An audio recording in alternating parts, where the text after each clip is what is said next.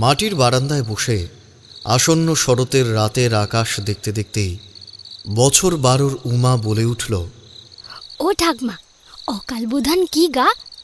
নাতনির নিষ্পাপ প্রশ্নখানি শুনে সাবিত্রী দেবী মৃদু হেসে বললেন, তার আগে বল তো, এই কথা কানি তুই কার কাছে শুনলি? কোথা থেকে? রাজুদের স্কুলে নাকি মাস্টারমশাই বলেছে, তবে ও তেমন ভালো করে বলতে পারিনি। আমি স্কুলে পড়লে আমি ঠিক পারতুম। এখন তুমি বলো না, অকালবোধন কি? রাতের খাওয়া সেরে বারান্দায় বসে নাতনির চুল বাঁধছিলেন সাবিত্রী দেবী। মেয়েটার লেখাপড়া শেখার খুব ইচ্ছে ছিল, কিন্তু এই অভাবের সংসারে পেট চালানোই দায়। মেয়েটাকে স্কুলে ভর্তি করবেনই বা কি করে? বাপটাও যে জুতের ছিল না, মেয়ের দিকে কোনো লক্ষ্যই রাখেনি। তাছাড়া এ গাঁয়ের খুব কম সংখ্যক মেয়েই স্কুল যায়, বেশিরভাগেরই 14-15 হলে বিয়ে হয়ে যায়। অবশ্য স্কুলটাও যে গাঁয়ের থেকে অনেক দূরে। ভাবনার মাঝেই বর্তমানে ফিরলেন সাবিত্রী দেবী। চারপাশে ঝিঁঝি পোকার ডাক ছাড়া আর কিছুই শোনা যাচ্ছে না। জ্যোৎস্নায় ঢাকা আকাশে জ্বলতে থাকা মিটিমিটি নক্ষত্রের দিকে চেয়ে একটা দীর্ঘশ্বাস ছেড়ে তিনি বললেন, অকালবোধন হলো সময়ের আগেই শুভ কিছুর জেগে ওঠা। এর একটা গল্প আছে নাতনি, বল তো কি? উৎসাহিত কণ্ঠে ঠাকুমার দিকে ফিরে উমা জিজ্ঞাসা করল, কি গা ঠাকমা? সাবিত্রী দেবী আলগোছে নাতনির মাথায় হাত বুলিয়ে দিলেন। মাসখানেক হলো বাপ মরেছে মেয়েটার। সারাক্ষণ নেশা করে থাকত। এত নেশা ভাঙ কি আর শরীর নেয়? আর মা সাবিত্রী দেবীর পুত্রবধূ উমার জন্মকালীনই মারা যায়। তারপর থেকে কোলে পিঠে করে উমাকে সাবিত্রী দেবী মানুষ করেছেন। নাতনির ডাকে আবারও চমক ভাঙল সাবিত্রী দেবীর। ও ঠাকমা, বলো না, কি গল্প আছে? বলছি বাবা, বলছি। তোকে রামায়ণ মহাভারতের গল্প বলেছিলাম, মনে আছে? আছে তো, সব মনে আছে। সাবিত্রী দেবী নাতনির সরলতা দেখে হেসে উঠলেন, বললেন, তবে বলি শোন। রামায়ণে শ্রীরামচন্দ্র তো রাবণকে হারিয়েছিল, তবে হারানোটা এত সহজ ছিল না নাতনি। রাবণ মা দুর্গার অনেক বড় ভক্ত ছিল। মা দুর্গার তার ওপর আশীর্বাদও ছিল। তার কিচ্ছুটি হওয়ার কথা নয়। আর এদিকে ওই অশুভ শক্তিধর রাবণকে রামচন্দ্রের হাতে মরতেই হতো। তাই তিনিও রাবণের সাথে যুদ্ধের আগে মা দুর্গার পুজো করতে চেয়েছিলেন। সমস্যা ছিল মা দুর্গার তখন পুজোর সময় নয়, কিন্তু পুজো যে করতেই হতো। তাই রামচন্দ্র সময়ের আগেই, মানে এই শরৎকালে, মা দুর্গার পুজো করে ওই শুভ শক্তিকে জাগিয়ে তুলেছিল। এই ঘটনাকেই অকালবোধন বলে। ওই যে বললুম, অকালে মানে অসময়ে শুভ শক্তির বোধন, মানে শুভ শক্তির জেগে ওঠা। বুঝলি নাতনি? ইতিমধ্যেই নাতনিকে নিয়ে ঘরের ভেতর এসে দরজায় খিল তুলেছিলেন সাবিত্রী দেবী। উমাও গল্প শুনে সোৎসাহে হাততালি দিয়ে ওঠে। এমন সময় বাইরে থেকে দরজায় কড়া নাড়ার শব্দে চমকে ওঠে দুজনেই। কড়া নাড়ার শব্দের সাথে সাথে একটা পুরুষ কণ্ঠ কানে এলো সাবিত্রী দেবীর। মাসি, ও মাসি, মাঝি, দরজাটা খোলো ঝটপট। কি হলো, কথা কানে যায় না? সাবিত্রী দেবী উমাকে বুকের মাঝে জাপটে ধরে 2 পা পিছিয়ে এলেন। তিনি জানেন বাইরে কারা এসেছে। একটা ঢোক গিলে কোনো ক্রমে বললেন, কে বাবা? শুয়ে পড়েছি তো, কাল এসো। বাইরে কয়েক মুহূর্তের নিস্তব্ধতা। তারপর উচ্চস্বরে ডাকতে লাগলো সেই ব্যক্তি। সেই সাথে দরজা ধাক্কানোর শব্দ। তুমি দরজা খুলবে নাকি আমি দরজা ভাঙবো? রাত বিরেতে খিটকেল ভালো লাগলো না সাবিত্রী দেবীর। তাছাড়া দরজা ভাঙাভাঙি করলে সমস্যায় ওনাদেরকেই পড়তে হবে। শুধু তাই নয়, উমাও বড় হচ্ছে। এই সময় দরজা ছাড়া এই ঘরে থাকাও যে দুষ্কর। অগত্যা কোনো উপায় না পেয়েই সাবিত্রী দেবী দরজা খুললেন। সামনে 4-5 জন শক্ত সমর্থ লোক দাঁড়িয়ে। সকলের মুখেই প্রকাশ পাচ্ছিল এক পাশবিক হিংস্রতা। তাদের মধ্যে থেকে একজন ধমকে উঠল, এই মাসি, 1 সপ্তাহ হতে চলল, টাকাটা কবে পাবো? হুমকি দেওয়া লোকটাকে সাবিত্রী দেবী চেনেন, নাম বাসু। তবে সেই মুহূর্তে তাকে কি বলবেন বুঝতে পারলেন না।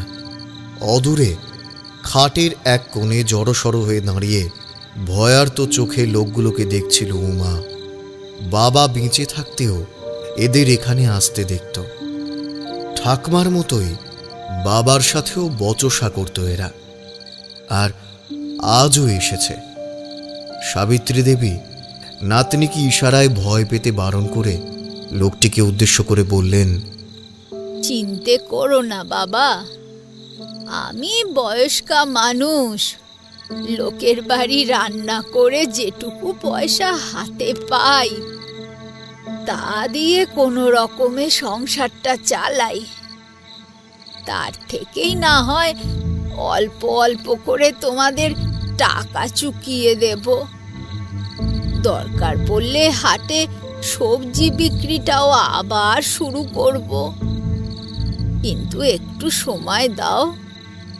একা এতগুলো টাকা আমার পক্ষে দেওয়া। সাবিত্রী দেবীর কথার মাঝেই বাসু নামক সেই ব্যক্তি হুঙ্কার দিয়ে উঠল, ব্যাস ব্যাস ব্যাস মাসি, আর কতদিন সময় দেব? তাছাড়া আমাদের কাছে হাত জোর করে লাভ নেই। মহাজন ভানুপ্রসাদ তোমার বিড়াল কান্না শুনবে না, বুঝলে? তোমার ছেলে তো মরেই খালাস। কত টাকা ধার বাকি আছে জানো কিছু? কত টাকা মহাজন পায়? কিছু বলতে পারেন না সাবিত্রী দেবী। ওর ছেলেটা পাষাণের চেয়ে কিছু কম ছিল না। টাকা ধারের পর ধার করে নেশা করত, নয়তো গায়ের শেষ প্রান্তে জুয়ার ঠেকে গিয়ে বসত। মেয়েটার দিকে একবার ফিরেও তাকাতো না পর্যন্ত। বিষণ্ণ কণ্ঠে বললেন, বাবা, আর একটু সময় দাও। তোমার সব টাকা চুকিয়ে দেব, আমি কথা দিচ্ছি। বাসু মাথা নেড়ে কিছু একটা বলতেই যাচ্ছিল। এমন সময় ঘরের ভেতর থাকা উমার দিকে চোখ পড়ল তার। হঠাৎই ঠোঁটে খেলে গেল একটা বিকৃত হাসি। ফ্যাকাশে গলায় এক সাকরেত কিসে বলল, ভোলা, ওই মেয়েটাকে ধরে আন। চমকে উঠলেন সাবিত্রী দেবী। ভোলা নামক লোকটা ভেতরে ঢুকতে গেলে তাকে বাধা দিতে চান, তবে তার ক্ষমতার সাথে না পেরে ছিটকে পড়েন ঘরের মাটিতে। উমাকে বলপ্রয়োগ করে বাইরে বের করে আনে লোকটা। কম যে চিৎকার করেছিল উমা তা নয়, তবে মহাজনের লোকেদের খপ্পরে কেই বা পড়তে চায়। যে পড়বে তারই বিপদ। তাই প্রতিবেশী গ্রামবাসীরা চুপচাপ যে যার ঘরের দরজা বন্ধ করে রাখে। কেউ কোনো রকম সাহায্যের জন্য এগিয়ে আসে না। বাসু উমার হাত শক্ত করে চেপে ধরে বলে, যতদিন না টাকা ফেরত পাচ্ছি ততদিন এই মেয়ে মহাজনের কাছেই থাকবে। এখন তোমার দায়িত্ব কতদিনে টাকা শোধ করে এই মেয়েকে মহাজনের ওখান থেকে নিয়ে যেতে পারো। এই বলে উমার হাত ধরে মহাজনের লোকেরা তাকে ভ্যানে তুলল। ছাড়ো, ছেড়ে দাও। যাচ্ছি। উমার কোনো চিৎকার, কোনো কাকুতি মিনতি কানে তুলল না লোকগুলো।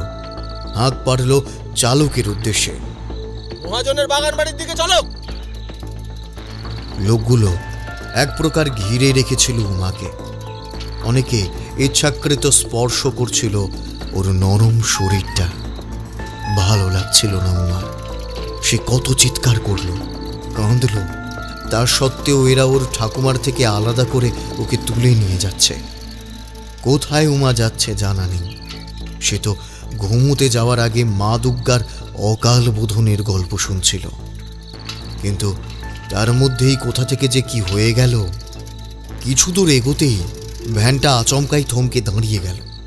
বাসু ভ্যান চালককে উদ্দেশ্য করে বলল, কি হলো গো, থামলে কেন? বুঝতে পারি না বাবু, এটাই কি হইল? লোকটা ভ্যান পরীক্ষা করতে নামতেই উমা সতর্ক দৃষ্টিতে চারপাশটা দেখতে লাগল। গ্রামের শেষ প্রান্তেই রয়েছে মহাজনের একতলা বাগান বাড়িটা, আর তার পিছন থেকে শুরু হয় এই গ্রামের সবচেয়ে গভীর আর ঘন জঙ্গল, যার শেষটা একটা নদীর কাছে গিয়ে থেমেছে। ওদিকে আর কোনো বসতি নেই। তবে উমা এমনটা শুনেছে, নদীর অন্য প্রান্ত থেকে আবারও নাকি বসত গ্রামের সূচনা হয়েছে। শুধু তাই নয়, এই জঙ্গলটাও বেশ ভয়াবহ। দিনেই সূর্যের আলো যায় না, রাতে তো আরোই নিঝুম, অন্ধকারাচ্ছন্ন।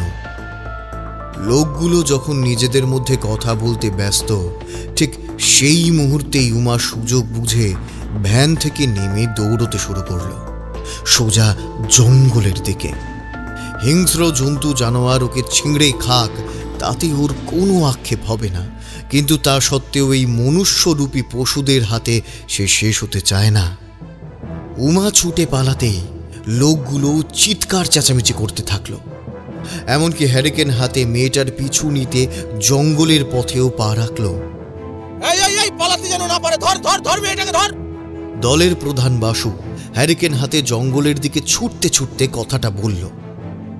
উত্তরে ভোলা বলে উঠল, আরে কোথায় আর পালাবে, সেই ঘুরে ঘুরে আমাদের হাতেই ধরা দিতে হবে। এতই সহজ নাকি আমাদের হাত থেকে ফসকানো? কথাটা শোনা মাত্রই বাকিরাও হেসে উঠল। এমন সময় দলের থেকে আরো একজন বলে উঠল, তবে বাবা, ওইটুকু বয়স হলে কি হবে? পাখিটা কিন্তু হেভি খাসা পাখিটা। বিকৃত কদর্য মন্তব্য করতে করতে লোকগুলো জঙ্গলের ভেতরে প্রবেশ করল। বাইরে জ্যোৎস্নার আলো থাকা সত্ত্বেও জঙ্গলের ভেতর নিকষ আঁধার যেন এতক্ষণ ঘাপটি মেরেছিল, যা হ্যারিকেনের আলোয় কিঞ্চিত বিচলিত হল। চারপাশ দেখতে দেখতে একজন বিস্মিত স্বরে বলল, দাদা, এত বিশাল জঙ্গলে কোথায় খুঁজবো মেয়েটাকে বলো দেখিনি? চারিদিকে দৃষ্টি বুলল বাসু। এদিকে উমা জানে না যে সে কোন দিকে ছুটে চলেছে। তার পিছনে ফেলে আসা আসন্ন বিভীষিকার তুলনায় এই অন্ধকার ওর কাছে ঢের ভালো, ঢের নিরাপদের। কিন্তু এত কিছুর পরেও থামতে সে বাধ্য হল। অর্ধচন্দ্র আর নক্ষত্রের ক্ষীণ আলোয় জঙ্গলের পথ যতটুকু দৃষ্টিগোচর ছিল, দিক বিদিক জ্ঞান শূন্য হয়ে এতক্ষণ ছুটে চলেছিল সে। তবে আর পারছে না, অসম্ভব ক্লান্ত হয়ে পড়েছে, রীতিমতো হাঁপাচ্ছে। ভয়ে দুশ্চিন্তায় কাঁপতে কাঁপতে একটা বহু প্রাচীন প্রকাণ্ড বটগাছের তলায় এসে সে বসে পড়ল। একাধিক মোটা মোটা ঝুড়ি নেমেছে গাছটার থেকে। এর আগে এই জঙ্গলে কোনো দিন আসেনি উমা, গাঁয়ের কেউই আসে না। ঠাকমা বলে দিনের বেলাতেই এদিকে কেউ তেমন আসে না, রাতের কথা তো অনেক দূর। এমন সময় ওর অন্যমনস্কতা কাটল কতগুলো পদধ্বনির কারণে। গুটিসুটি হয়ে প্রায় নিঃশ্বাস বন্ধ করেই বটগাছের সামনে বসে থাকল সে। চোখে জল চলে এলো আগাম বিপদের কথা ভেবে। প্রচণ্ড কাঁদতে মন চাইল, কিন্তু পারল না। কারণ একবার যদি ওরা হদিশ পেয়ে যায় ওর, তাহলে এ যাত্রায় আর নিজেকে রক্ষা করতে পারবে না উমা। মনে মনে একটু আগে শোনা অকাল বোধনের কাহিনী বারংবার উমার মাথায় আসছিল। দেবী পক্ষের সূচনা হতে আর বেশি সময় নেই। যদি ওর জন্য এমন কোনো মহাশক্তির অকালে প্রকট ঘটত তাহলে কতই না ভালো হতো। কিন্তু হঠাৎই কাঁধের কাছে কারোর উষ্ণ নিঃশ্বাস অনুভব করে পাশে তাকাতেই বাসুকে দেখতে পেল সে। ওর দিকে তাকিয়ে হিংস্রভাবে হাসছিল সেই ব্যক্তিটি। তারপর কর্কশ গলায় চিৎকার করে উঠল, লালু, কালিয়া, ভোলা, সব এদিকে আয়। পাখিটাকে ধরতে পেরেছি রে, এবার নিয়ে যাওয়ার পালা। এমন খাঁচায় বন্দি করব যে আর জীবনেও পালাতে পারবে না। উমার মুখে নেমে এলো এক অবর্ণনীয় আতঙ্ক। নিজের শেষ রক্ষাটুকু কি তবে সে করতে পারল না? দু চোখ জলে ভরে উঠল ওর। মনে মনে কেবল মা মহামায়ার নাম স্মরণ করা ছাড়া আর কোনো উপায়ও ছিল না। হ্যারিকেন নামিয়ে উমার হাত চেপে ওকে টেনে হিঁচড়ে বের করে আনলো দানবরূপী বাসু। আতঙ্কে ব্যথায় কোঁকিয়ে উঠল উমা। ছেড়ে দাও আমায়, ঘরে আমার ঠাকমা যে কেঁদে কেঁদে অন্ধ হয়ে গেল গা। উমার চুলের মুঠি শক্ত করে চেপে ধরল বাসু। তোর এত বড় সাহস, আমার থেকে পালানোর চেষ্টা করিস? হ্যাঁ, এইবার দেখ তোর কি অবস্থা করি, দেখ শুধু। এই বলে উমাকে দু হাতে চেপে ধরতে গেল লোকটা। ভয়ঙ্কর রকম দুষ্কর্মের যে অপপ্রচেষ্টা চলছিল তা বোঝার মতো বয়স ছিল উমার। চোখের সামনে বিভীষিকাকে দেখে কান্নায় ভেঙে পড়ল সে। লোকটার শক্ত দু হাতের মাঝখান থেকে নিজেকে ছাড়ানোর আপ্রাণ চেষ্টা করার মধ্যেই ভেজা গলায় সে বলল, আমাকে ছেড়ে দাও, আমি ঠাকমার কাছে যাব। কিন্তু দানবরূপী নর পশু যে কোনো মতেই ছাড়তে রাজি নয় উমাকে। তীব্র হুঙ্কার দিয়ে উঠল সঙ্গীদের, এই তোরা সব যা, আমি একে কিছুক্ষণের মধ্যেই নিয়ে আসছি।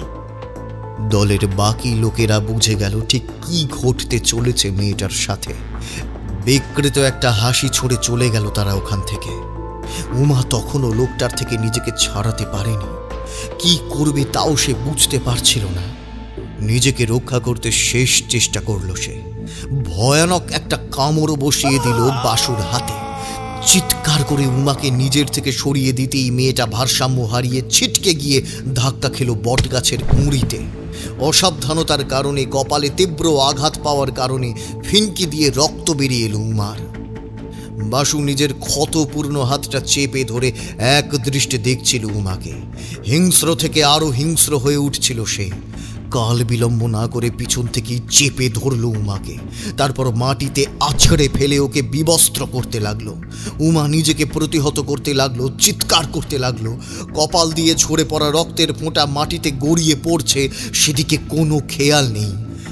আর সেই কারণেই ও লক্ষ্য করতে পারল না সেই রক্তের ফোঁটা মাটিতে পড়ে আশ্চর্যভাবে অদৃশ্য হয়ে যাচ্ছিল নিমেষেই, যেন মাটির অন্তরাল থেকে কেউ শুষে নিচ্ছিল সেই রক্তের ফোঁটা। হঠাৎই চারপাশ কাঁপিয়ে তীব্র ঝড়ের দাপট শুরু হলো। বাতাসের শোঁ শোঁ শব্দের মধ্যেই আরও একটা শব্দ ছড়িয়ে পড়ছিল চারপাশে। কোনো এক নারী কণ্ঠের যন্ত্রণা ভরা ক্ষোভের চাপা স্বর। কিন্তু সে কণ্ঠ উমার ছিল না। তবে যদিও বাসুর সেসবে বিন্দুমাত্র লক্ষ্যপাত নেই, সে ইতিমধ্যেই উমার নরম শরীরটা ভোগ করতে প্রস্তুত। এমন সময় হঠাৎই নীল বিদ্যুৎ শিখার মতো কিছু একটা কোথা থেকে জানি তীব্র গতিতে এসে প্রবেশ করল উমার মধ্যে। মুহূর্তেই থমকে স্থির হয়ে গেল উমা, একদম পাথরের মতো স্থির। বাসু ঘাবড়ে যায়। মরে টরে গেল নাকি মেয়েটা? সামান্য তফাতে সরে উমার গালে আলতো করে চাপড় মারতে মারতে বিভ্রান্ত হয়ে পড়ল সে। এই এই এই এই এই এই এই ওঠ ওঠ, এই এই মেয়ে, এই এই এই মেয়ে। প্রথমে বাসু কোনো সাড়া পেল না উমার দিক থেকে। চোখ বন্ধ করে মরার মতো পড়ে আছে মেয়েটা। দ্বিধা নিয়েই বাসু ধীর পায়ে উমার মুখের সামনে এসে সামান্য ঝুঁকতেই আচমকা চোখ দুটো খুলে গেল উমার। তবে সেখানে কোনো কালো মণি ছিল না। হ্যারিকেনের কম্পিত ক্ষীণ আলোয় বাসু দেখল সম্পূর্ণ চোখ দুটোই কুচকুচে কালো বর্ণ ধারণ করেছিল উমার। এমনকি চোখের নিমেষেই মুখটাও সাদা ফ্যাকাশে হয়ে উঠল তার। মুখের জায়গায় জায়গায় রক্তের ছিটে, ঠোঁট দুটো কুচকুচে কালো। আতঙ্কিত বাসু দ্রুত পিছিয়ে গেল উমার থেকে। উমাও উঠে দাঁড়ালো ঠিক ওর সোজাসুজি। এতক্ষণ যে পুরুষ ওর ওপর বল প্রয়োগ করতে ব্যস্ত ছিল, এখন সে এক পা করে পিছিয়ে যাচ্ছিল উমার থেকে। এইবার উমার পুরো রুক্ষ ঠোঁটে খেলে গেল একটা ভয়ানক ক্রূর হাসি। উদ্বিগ্ন বাসু হাঁপাতে হাঁপাতে উমার দিকে তাকালো। বিশ্বাসই করতে পারছিল না কারোর মুখ আর চেহারা এমন মুহূর্তেই বদলে যেতে পারে। ভয়ানক উগ্র বিভৎস হয়ে উঠেছে উমার মুখটা। খোলা চুলগুলো বাতাসের দাপটে ধাক্কা খাচ্ছে বারংবার। সাদা ফ্যাকাশে দু হাতের আঙুলগুলোর শেষ প্রান্তে ছিল কালো কালো ক্ষুরোধার নখ। বিস্ফারিত দৃষ্টিতে সামনে চেয়েছিল বাসু। নিজের সামনে যেন নিজেরই মৃত্যুর প্রতিচ্ছবি দেখছিল সে। কাঁপা কাঁপা গলায় বলতে বাধ্য হলো, এই মেয়ে, এই আমার সাথে মস্করা করছিস? চুরিয়ে দাঁত ফেলে দেবো জানিস তুই। অট্টহাস্যে হেসে উঠল উমা। তবে হাসির শব্দটা বড় অদ্ভুত, এমন যেন প্রতিহিংসা পরায়ণ, ভয়ানক। অথচ ওর কণ্ঠস্বরটাও বদলে গেছিল হঠাৎ। চাপা অথচ তীক্ষ্ণ স্বরে বলে উঠল, তুই আমাকে ছুঁয়ে দেখা। উমার কথায় রাগে মাথার শিরা উপশিরাগুলো দপদপ করে জ্বলে উঠলেও বাসু কিছু করতে পারল না। উমার এই রূপ তো তার জানা ছিল না। এমন বিভৎস মুখ আর চেহারা আগে কখনো কারোর দেখেনি সে। বুকের ভেতরটা অসম্ভব কাঁপতে শুরু করল, হৃৎপিণ্ড স্তব্ধ হওয়ার উপক্রম। এমন সময় উমাকে ধীর পায়ে এগিয়ে আসতে দেখে বাসু উল্টো দিক করে পালাতে শুরু করল।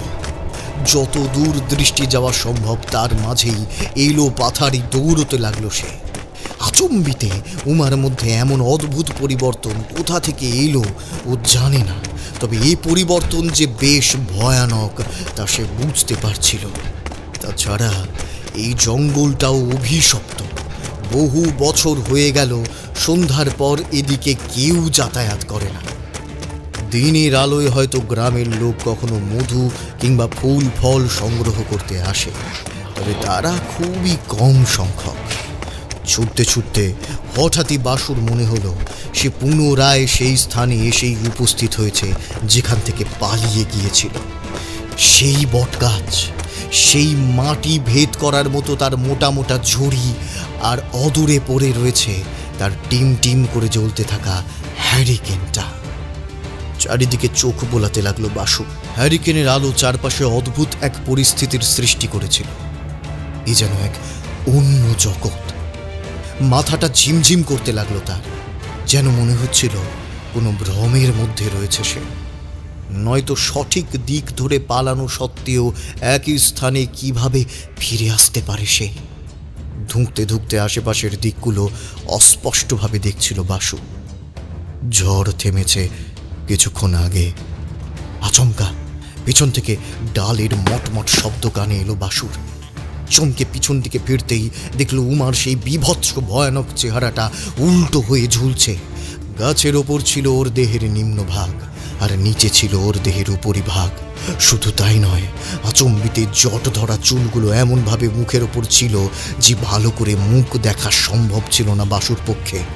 ভয়ানক বিকৃতভাবে হেসে উঠল উমা। তারপর বিদ্রূপ কণ্ঠে বলল, কিরে, টাকা নিবি না? আজ তোর সব দেনা শোধ করে দেব আমি। আয় বলছি। কথাটা বলা মাত্রই বটের ঝুড়ি বেয়ে নামতে শুরু করে উমার অপ্রকৃতিস্থ শরীরটা। তারপর হাঁটু ভেঙে অদ্ভুত বাঁকা চোরা ভঙ্গিতে এগিয়ে আসতে থাকে বাসুর দিকে। চারপাশ জুড়ে একটা মাংস পচার গন্ধে ভারী হয়ে ওঠে বাতাস। বাসু অনেক চেষ্টা করলো পালানোর, কিন্তু পারল না। ওর সারা শরীর এমনভাবে অসাড় হয়ে পড়েছিল যেন প্রস্তরখণ্ড। উমার ভয়ানক চেহারাটা একটু একটু করে এগিয়ে এলো বাসুর কাছে। তবে সে স্পষ্টভাবে বুঝতে পারছিল এ উমা নয়। উমার মধ্যে থাকা অন্য কোনো এক অশুভ শক্তি। কিন্তু কিন্তু কে? হঠাৎ করে কিভাবে সে অশুভ শক্তির কবলে পড়ল উমা? ধীরে ধীরে উমার লিকলিকে বিভৎস আঙুলগুলো এগিয়ে এলো বাসুর দিকে। আতঙ্কে প্রাণ ওষ্ঠাগত, কিন্তু কোনোভাবেই নড়তে পারছিল না। পালানো তো দুরূহ ব্যাপার। চিৎকার করতে গেল, কিন্তু গলা দিয়ে কোনো শব্দই বের হলো না। আবারও পৈশাচিক হাসিতে ফেটে পড়ল চারপাশটা। জট ধরা চুলের এক পাশ আড়ালে থাকায় ভালোভাবে বোঝা যাচ্ছিল না উমাকে। তবে একটা স্তিমিত আভাস ধরা পড়ছিল বাসুর চোখে, যেখানে তার মনে হলো উমা নয়, বরং সেই চুলের আড়ালে অন্য কেউ ছিল। কেউ একজন যে খুব চেনা। শুধু তাই নয়, এ গাঁয়েরই সে। যদিও বেশি কিছু ভাবার সময় আর পেল না বাসু। তার আগেই উমা তার আঙুলের খোড়োধার নখগুলো দিয়ে ছিন্ন ভিন্ন করে ফেলল তার মুখটা, উপড়ে ফেলল চোখ দুটো। নখের তীক্ষ্ণতায় বাসুর মুখের মাংস খুবলে খুবলে বেরিয়ে এসেছিল। যন্ত্রণায় তীব্র আর্তনাদ করতে চাইল বাসু, কিন্তু পারল না। গলার কাছটা অদ্ভুতভাবে ফুলে উঠছিল ওর, আর ব্যথা, আর সেই সাথে চারপাশ থেকে ছুটে আসা নারী কণ্ঠের পৈশাচিক অট্টহাসি বিদীর্ণ ফলার মতো তীক্ষ্ণভাবে বিঁধছিল ওর শরীর। আর সহ্য করতে পারল না যন্ত্রণা। একটা সময় ভয়ানক রক্তাক্ত বাসু দু চোখের সামনে অন্ধকার দেখতে দেখতে নিজেও ধীরে ধীরে তলিয়ে গেল অন্ধকারের বুকে।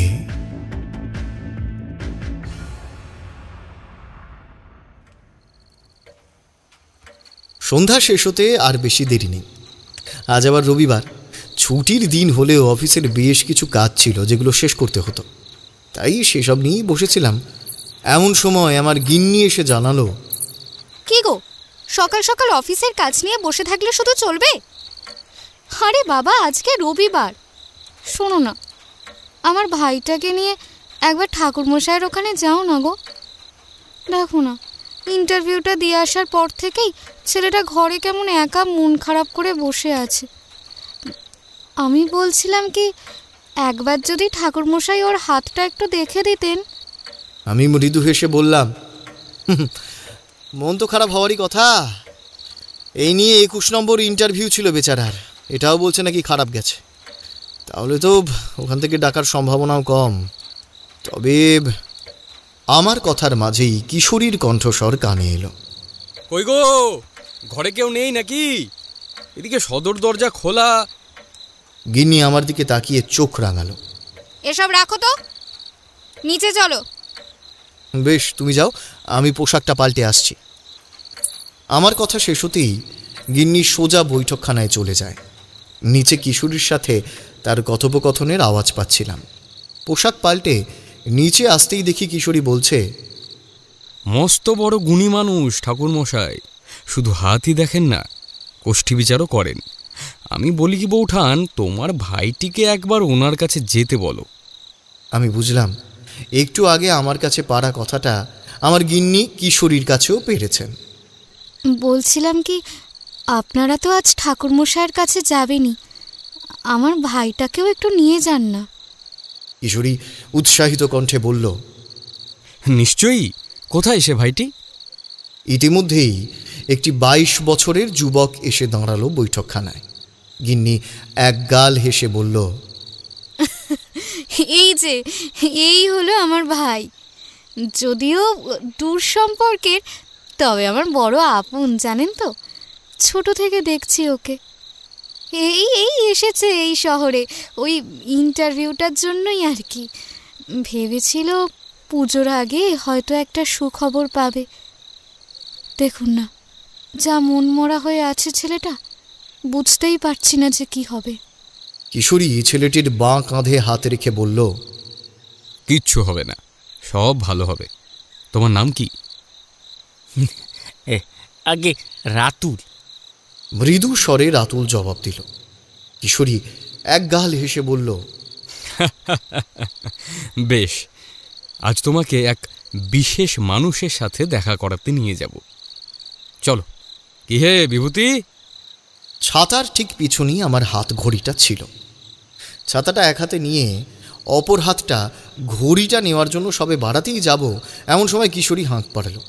তার চোখে মুখে বিস্ময়, হাতের ইশারায় বলল, বাইরে শরতের পরিষ্কার আকাশ, বর্ষার নয়, মায়ের অকাল বোধন খুব শীঘ্রই হতে চলেছে, কিন্তু তুমি ছাতা হাতে। কিশোরীর কথার মাঝেই আমি কিছু একটা বলতে গেলে কিশোরী হুট করে আমাকে চুপ করিয়ে দিয়ে রাতুলকে ডেকে উঠল। চলো ভাইয়া, যেতে যেতে কথা হবে। আমি আর কিছু বললাম না, মৃদু হাসলাম কেবল। কিশোরীর এই প্রাণবন্ত ভাবটাই বড় ভালো লাগে আমার। অফিসে কি আর আমার একার চাপ ওর নেই? তা সত্ত্বেও কত সুন্দর ফুরফুরে মেজাজে রাখতে পারি নিজেকে। সব সময় বলে অতিরিক্ত চিন্তারা নাকি মস্তিষ্ক খারাপ করে দেয়। পথে যেতে যেতে অনেক কথাই হলো রাতুলের সাথে। মাঝখানে মিষ্টির দোকান থেকে গরম গরম সিঙ্গারা আর ঠাকুরমশাইয়ের জন্য স্পেশাল পাসিং শোয়ের সিগারেট নিয়ে নেওয়া হয়েছে।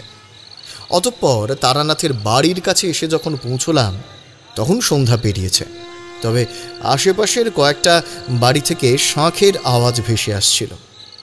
তারানাথ জ্যোতির্বিনোদ।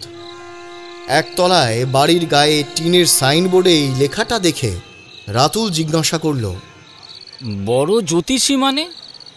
যা বলে সব কি সত্যি হয় কিশোরীদা? আমি সত্যি নিজের সম্পর্কে জানতে চাই। অনেক অভিজ্ঞ মানুষ ঠিকঠাক কথাই বলেন, শুধু তাই নয়, নিজের সাথে ঘটা অনেক অভিজ্ঞতার কথা ভাগ করেও নেন। এমন সব অভিজ্ঞতা যা রীতিমতো রোমহর্ষক আর ভয়াবহ হয়ে থাকে। রাতুল স্মিত হাসতেই আমি দরজায় কড়া নাড়লাম। আজ তারানাথ নিজেই দরজা খুললেন। নতুন মুখ দেখে একটু অবাক হয়ে জিজ্ঞাসা করলেন, এসো এসো। আরে এই ছেলেটি? সম্পর্কে আমার শালা হয় ঠাকুরমশাই, নিজের নয়, দুঃসম্পর্কের। তবে আমার স্ত্রী নিজের ভাইয়ের মতোই স্নেহ করেন ওকে।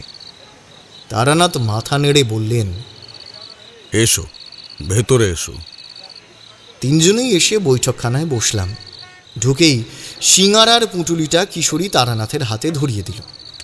কিছুক্ষণের মধ্যেই সিঙ্গারার সাথে মুড়ি নিয়ে ঘরে প্রবেশ করলেন তারানাথ ঠাকুরমশাই।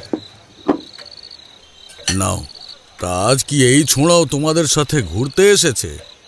কিশোরী এক গাল হেসে বলল, না না, ওই একটু হাত দেখাতে আর আপনার থেকে গল্প শুনতে। সরু চোখে আমাদের দিকে তাকালেন তারানাথ। আমি দ্রুত ব্যাপারটা সামলে নিয়ে বলি, অভিজ্ঞতার কাহিনী, আপনার থেকে অভিজ্ঞতার কাহিনী শুনতে চাই, কারণ আমরা জানি আপনি সেই সব ঘটনার কথাই আমাদের বলেন যা বাস্তবে আপনার সাথে ঘটেছিল। রাতুলের হাত দেখে তারানাথ বললেন, চিন্তা করো না, এই চাকরিটা তোমার হয়ে যাবে। বলেন কি ঠাকুরমশাই, এটাই তো সব থেকে খারাপ ইন্টারভিউ হয়েছিল বলে আমার মনে হচ্ছিল। তারানাথ মাথা নাড়লেন। এতগুলো চাকরির ইন্টারভিউতে অসফল হয়েছ বলে তোমার মন এমনটা বলছে, তবে ইন্টারভিউ যখন দিতে গেছিলে তখন তোমার মধ্যে যথেষ্ট আত্মবিশ্বাস ছিল, আর যার জোরেই চাকরিটা তুমি পাবে। এখন একটু বিভ্রান্ত আছো, তাই এমনটা মনে হচ্ছে। চিন্তা করো না, মনের জোর বজায় রাখো, তোমার ভবিষ্যৎ কিন্তু বেশ উজ্জ্বল। কিশোরী গরম সিঙ্গারায় কামড় বসিয়ে বলল, বাহ, আর কোনো দ্বিধাই তাহলে থাকলো না। মায়ের অকাল বোধনের আগেই চাকরি পাকা হওয়ার সুখবরটা পাচ্ছি, তাই তো? মিষ্টি খাওয়াতে হবে কিন্তু ভাইয়া। তারানাথ একটা সিগারেট ধরিয়ে ধোঁয়া ছেড়ে বললেন,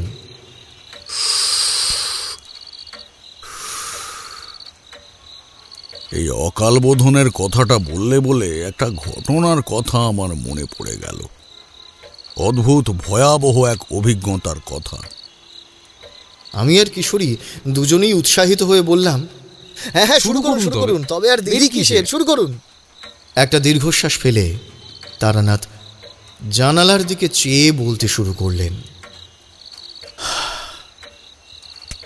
অনেক বছর আগের ঘটনা।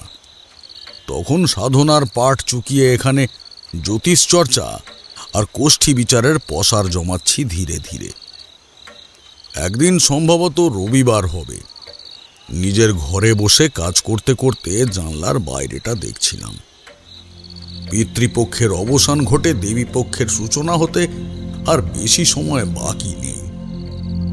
বর্ষার মেঘ কাটতেই ধীরে ধীরে শরৎ নিজের জন্যে তার আকাশকে সাজাতে ব্যস্ত।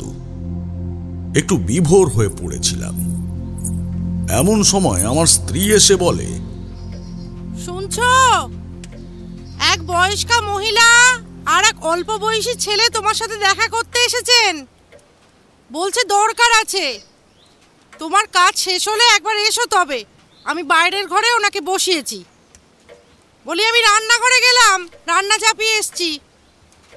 আমি ভেতরের ঘরে একা বসে এক মক্কেলের কোষ্ঠী বিচারের কাজ করছিলাম। এক ঝলক বাইরে উঁকি দিয়ে কাজটা অসমাপ্ত রেখেই উঠে দাঁড়াই। তারপর সোজা বেরিয়ে এলাম বাইরের ঘরে। দেখলাম ময়লা অপরিপাটি সাদা শাড়ি পরিহিতা এক বৃদ্ধা মাদুরের ওপর বসে অস্থির দৃষ্টিতে এদিক ওদিক তাকাচ্ছেন। রুক্ষ সূক্ষ্ম চেহারা, জরাজীর্ণ মুখ, দেখেই বোঝা যাচ্ছিল যে কোনো এক দুশ্চিন্তার মধ্যে দিয়ে তিনি যাচ্ছিলেন। কোলে একটা ময়লা চটের কাঁধে ঝোলানোর ব্যাগ, পাশে একটা সাধারণ ধুতি পাঞ্জাবি পরা যুবক বসে। আমাকে দেখতেই বৃদ্ধা এবং যুবকটি উঠে দাঁড়াতে গেলে আমি হাতের ইশারায় বললাম, উঠতে হবে না মাসিমা, বসুন। শুনলাম আপনারা আমার সঙ্গে দেখা করতে এসেছেন, বলুন। আমিও বৃদ্ধার মুখোমুখি বসলাম। উদ্বিগ্ন হয়ে কিছুক্ষণ উসখুস করে অবশেষে বৃদ্ধা বললেন, আমি ওই পালিশ গ্রাম থেকে আসছি। আমার নাম সাবিত্রী। এইটে আমার বোনপোর ছেলে সমর। ওর থেকেই আপনাদের খবর পাই আমি। সমর দ্রুত বলল, আজ্ঞে ঠাকুর মশাই, আমার গায়ের পুরুত মশাই আপনার খোঁজ দিল। আমি অন্য জায়গায় থাকি। এই আমার মাসি দিদা, ইনি পালিশ গ্রামে থাকে।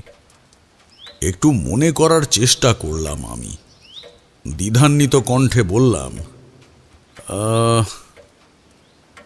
যতদূর আমার মনে পড়ছে জায়গাটা বর্ধমানের দিকে, যদিও আমি কখনো যাইনি।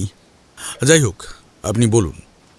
বৃদ্ধা কাঁপা কাঁপা গলায় পুনরায় বললেন, অদ্ভুত এক সমস্যার মধ্যে দিয়ে যাচ্ছে আমার নাতনি। তাও প্রায় অনেক দিন হলো। একটা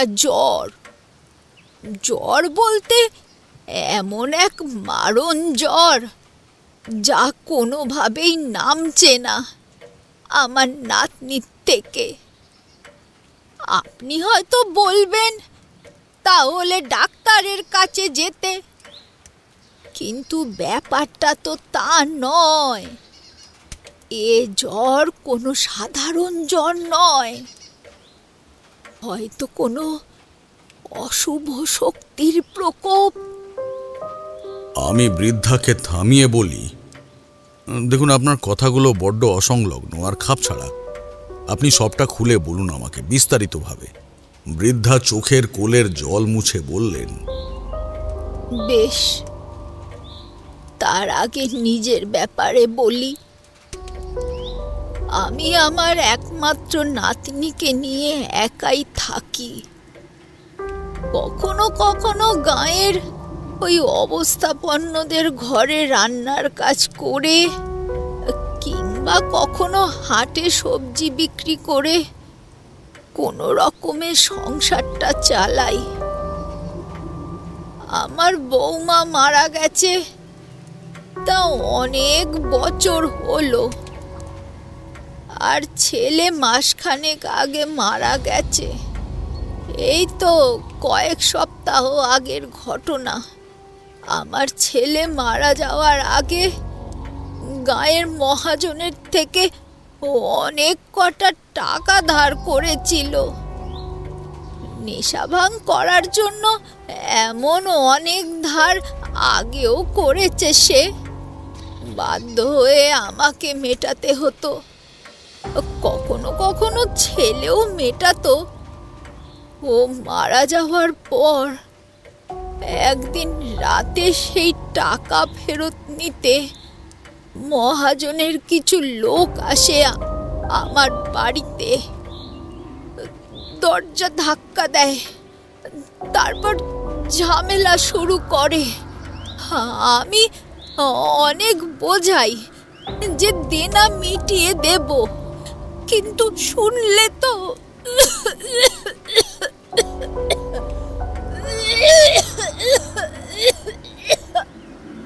কথার মাঝে বৃদ্ধা কাঁদতে শুরু করলে সমর বলে, দিদার শরীরটা ভালো নেই ঠাকুরমশাই, তবে দিদা ভেঙে ভেঙে সব ঘটনাই জানিয়েছে আমাকে।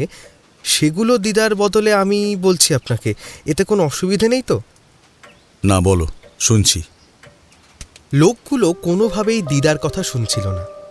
এরপর ওরা জোরপূর্বক ওনার নাতনি মানে আমাদের উমাকে তুলে নিয়ে যায় মহাজনের বাগান বাড়ির উদ্দেশ্যে। সেখানে গিয়ে মেয়েটার সাথে ওরা কি করত তা হয়তো আপনি বুঝতেই পারছেন। তবে এই কিছু সময়ের মাঝে কি ঘটেছিল কারোর জানা নেই। হঠাৎই মাঝরাতের দিকে ঘরে ফিরে আসে উমা। চোখ মুখ লাল হয়ে উঠেছে, উস্কো খুস্কো চুল। ঘরে ঢুকতেই সে দিদার কোলে ঢলে পড়ে। গায়ে হাত দিতেই দিদা টের পেল উমার ধুম ছাড়া জ্বর। একদিকে মেয়েটার সাথে পাপীগুলো কিছু করেছে কিনা তা নিয়ে যেমন চিন্তা হচ্ছিল দিদার, তেমনি ভয়ঙ্কর সেই জ্বরের প্রকোপ কখন কমবে সেটা নিয়েও ভাবছিল। তবে হাতে সময় ছিল না বেশি, তাই দিদা নিজেই জলপট্টি করতে থাকে নিজের নাতনির। ভাগ্য ভালো ছিল, প্রতিবেশী এক ব্যক্তি খোঁজ নিতে আসে উমার।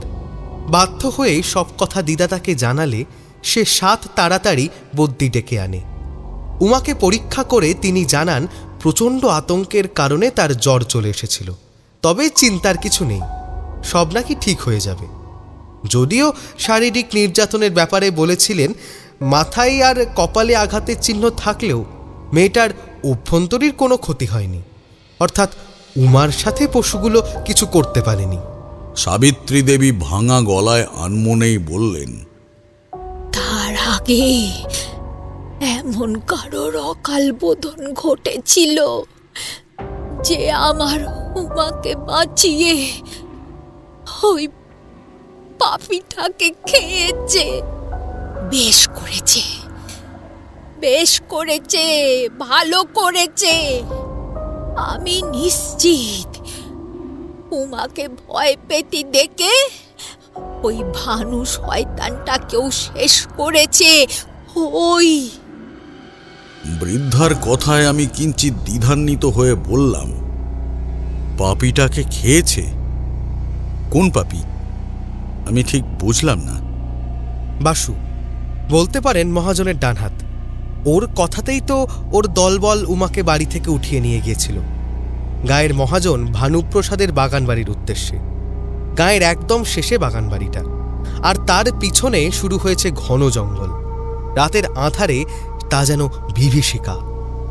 কিন্তু নিরুপায় উমা সুযোগ বুঝে হয়তো ওই জঙ্গলের ভিতরেই পালায়। ওকে খুঁজতে খুঁজতে বাসুও তার দলবল নিয়ে যায় এবং একটা সময় পর উমাকে ধরেও ফেলে তারা।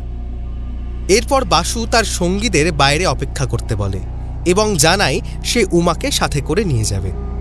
তবে সবাইকে যেতে বলার কি উদ্দেশ্য ছিল তার, সেটা তার সঙ্গীরা বুঝতে পারে। এরপর রাত পেরিয়ে ভোর হয়ে গেলে টনক নড়ে তার সঙ্গীদের।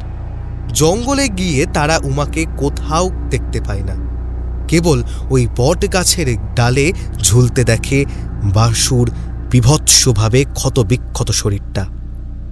এগুলো বাসুর দলবলেরাই গ্রামবাসীদের জানিয়েছে।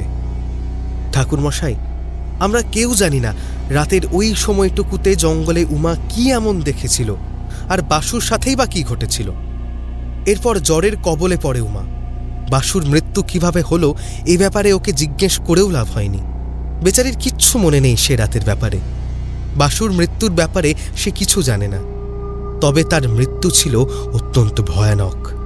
নিথর রক্তাক্ত হয়ে বটগাছের ডালে ঝুলছিল ওর দেহটা। প্রচণ্ড আতঙ্কে চোখ দুটো বেরিয়ে এসেছিল। মুখ এবং শরীরের জায়গায় জায়গায় ছিল ক্ষতের চিহ্ন। আমি সাবিত্রী দেবীর দিকে চেয়ে বললাম, সত্যি ভয়াবহ। আচ্ছা, উমা কেমন আছে? সমর একটা দীর্ঘশ্বাস ফেলে বলে, ঠাকুরমশাই, উমার জ্বরটা বললাম না, কোনো সাধারণ জ্বর ছিল না। কখনো কখনো কিছু সময়ের জন্য ছাড়লেও হঠাৎ করেই চেপে বসতো আবারও। সে যেন ধুম ছাড়া জ্বর। জ্বর কমার পরেও জিজ্ঞেস করা হয়েছিল ওকে যে সেদিন কি দেখেছিল উমা। বলতে পারেনি। এমনকি বাসুর মৃত্যুর খবর আর সমস্ত ঘটনা শোনার পর মহাজন ভানুপ্রসাদও এসেছিল উমাকে জিজ্ঞেস করতে বাসুর এমন মৃত্যু কিভাবে হলো, উমাই বা সেখানে কি করছিল। তবে আমার দিদা সাবিত্রী দেবী সেদিন প্রথমবার নাতনির হয়ে রুখে দাঁড়িয়েছিল মহাজনের সামনে। চোখে জল চলে আসে সাবিত্রী দেবীর। ঘটনাটা মনে করে বলেন, কি করতুম সেদিন আমি? ওই শয়তানটা আমার অসুস্থ নাতনিটাকে সঙ্গে করে নিয়ে যেতে এইছিল। ভেবেছিল ওই বাসুর মরাতে আমার উমার নাকি হাত আছে, চাপ দিলেই হয়তো সে হড় করে সব উপড়ে দেবে। কিন্তু আমি আমার উমাকে কোথাও নিয়ে যেতে দিইনি। তারপর দারোগা বাবুও বুঝিয়ে সুজিয়ে মহাজনকে বাড়ি পাঠায়। কিন্তু আমার মনে সব সময় একটা ভয় ছিল, ওরা যদি আবারও আমার উমাকে নিয়ে যায় তখন কি হবে? বাবা মা হারা মেয়েটাকে বুকে আগলে রাখতুম সব সময়। ভয়ে আতঙ্কে একদিন জ্বরের ঘরেই উমা বলল, ওই মহাজনটা মরলে আমরা বাঁচবো ঠাকমা, তার আগে নয়। হয়তো রাগে দুঃখে কথাখানি বলেছিল আমার মেয়েটা, কিন্তু পরের দিনই খবর আসে মহাজন গলায় দড়ি দিয়ে আত্মহত্যা করেছে। আমি অবাক হয়ে বিছানায় শুয়ে থাকা উমার দিকে চাইলাম। জ্বর তখনও ছিল, তবে খবরটা শুনতেই ওর চোখে অদ্ভুত একটা আলো দেখতে পেয়েছিলাম। এমনটা হবে তা যেন আগে থেকেই ওর জানা ছিল। নীরবে সাবিত্রী দেবীর কথা আমি শুনছিলাম। এটা তো নিশ্চিত যে ওই জঙ্গলে এমন কিছু ঘটেছে, এমন কিছুর উপস্থিতি বিদ্যমান সেখানে, যার কারণে বাসুর ভয়ঙ্কর মৃত্যু ঘটে আর উমার স্বভাবেরও এমন পরিবর্তন হয়। শুধু তাই নয়, মেয়েটা এতটা অসুস্থ হয়ে পড়ল কেন, সেটাও কিন্তু ভাববার বিষয় ছিল। আমাকে গম্ভীর থাকতে দেখে সমর বলে, কি ভাবছেন ঠাকুরমশাই? দিদা যা বলছে তা এক বর্ণ মিথ্যে নয়। এমন অনেক ঘটনা উমার সাথে ঘটেছে, বা বলা ভালো দিদার ঘরে ঘটেছে, যার দরুন দিদা বাধ্য হয় আমার মাকে চিঠি লিখতে। আত্মীয় বলতে একমাত্র আমরাই আছি দিদার। চিঠি পেয়ে মায়ের একটু দুশ্চিন্তা হয়, তাই উনি আমাকে দিদার বাড়ি পাঠিয়েছিল। প্রথম দিকের ঘটনা সব দিদার থেকে শুনলেও দিন যত এগোতে থাকে উমার স্বভাবেও আরও পরিবর্তন ধরা পড়ে। আমি ওখানে যাওয়ার পর এমন অনেক ঘটনা আমার চোখেও ধরা পড়েছে, যা বললে আপনি বিশ্বাস করবেন না, যা ছিল আমাদের সবার কল্পনার বাইরে। অবাক হয়ে ছেলেটির দিকে চেয়েছিলাম আমি। বললাম, তুমি কি দেখেছো এমন? এক ঝলক সাবিত্রী দেবীকে দেখে সমর বলল, মাঝে অনেক ঘটনাই ঘটেছে, যা জানার জন্য আপনাকে আমাদের সাথে আমাদের গাঁয়ে যেতে হবে। তবে দিদার ঘরে আসার পর একটা এমন ঘটনার সম্মুখীন হয়েছিলাম আমি, যা আমার মনকে কোনো রকম যুক্তিযুক্ত ব্যাখ্যা দিতে পারছিল না। যেদিন দিদার ঘরে আসি সেদিন উমা একটু সুস্থ ছিল বটে, তবে সে রাতে কয়েক মুহূর্ত থামল সমর। কথাটা বলার জন্যে যেন নিজেকে সে প্রস্তুত করছিল। সেদিন রাতে আমি বারান্দায় শুয়েছিলাম। দিদা উমাকে নিয়ে ভেতরের ঘরে শুয়েছিল। শোয়ার সময় আমিই বলেছিলাম দিদাকে যে ঘরের দরজাটা ভেতর থেকে হালকা ভেজিয়ে শুতে। এরপর রাত কত হবে জানি না, হঠাৎই ঘুমটা ভেঙে গেল আমার।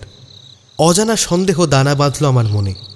ঘরে ঢুকতেই দেখি দিদা খাটে একা শুয়ে আছে, আর উমা ঘরের কোথাও নেই। দুজনেই চিন্তায় পড়ে যায় যে এত রাতে মেয়েটা গেল কোথায়। কোনো রকমে দিদাকে আশ্বস্ত করে আমি উমার খোঁজে বেরিয়ে পড়লাম। নিস্তব্ধ গায়ের রাস্তায় কোথায় খুঁজব, কি করব বুঝতে পারছিলাম না। এমন সময় এক প্রতিবেশীর বাড়ির ঠিক সামনে থাকা হাঁস মুরগির খামারের সামনে এসে থমকে দাঁড়িয়ে যাই আমি। দেখলাম সাদা জামা পরিহিতা, খোলা চুলের একটা নারী অবয়ব খামারের ঠিক সামনে বসে কিছু একটা করছে। অমনি খামারের ভিতর থেকে হাঁস মুরগির নিদারুণ চিৎকার ভেসে আসছিল আমার কানে। দু একটা মুরগি জীর্ণকায় বসে পড়ে সে অবয়বটির সামনে। মনের মাঝে থাকা একটা ক্ষীণ সন্দেহ নিয়ে ধীর পায়ে আমি এগিয়ে যাই ওই অবয়বটির দিকে। তারপর তার কাঁধে হাত রেখে সামনের দিকে সামান্য ঝুঁকতেই একটা হাড়হিম করা অকল্পনীয় দৃশ্য দেখতে পেলাম ঠাকুর মশাই। দেখলাম সে অবয়ব আর কেউ নয়, উমা। তো চোখ কুচকুচে কালো পাথরে পরিণত হয়েছে, মুখ ফ্যাকাশে, ঠোঁটের চারপাশে লেগে আছে তাজা রক্ত। এমনি কি জামাতেও লেগেছিল চাপ চাপ রক্তের ছাপ। কিন্তু এ তো কিছু নয় ঠাকুর মশাই, আমি যা দেখলাম তা ছিল আরো অনেক বেশি ভয়ঙ্কর।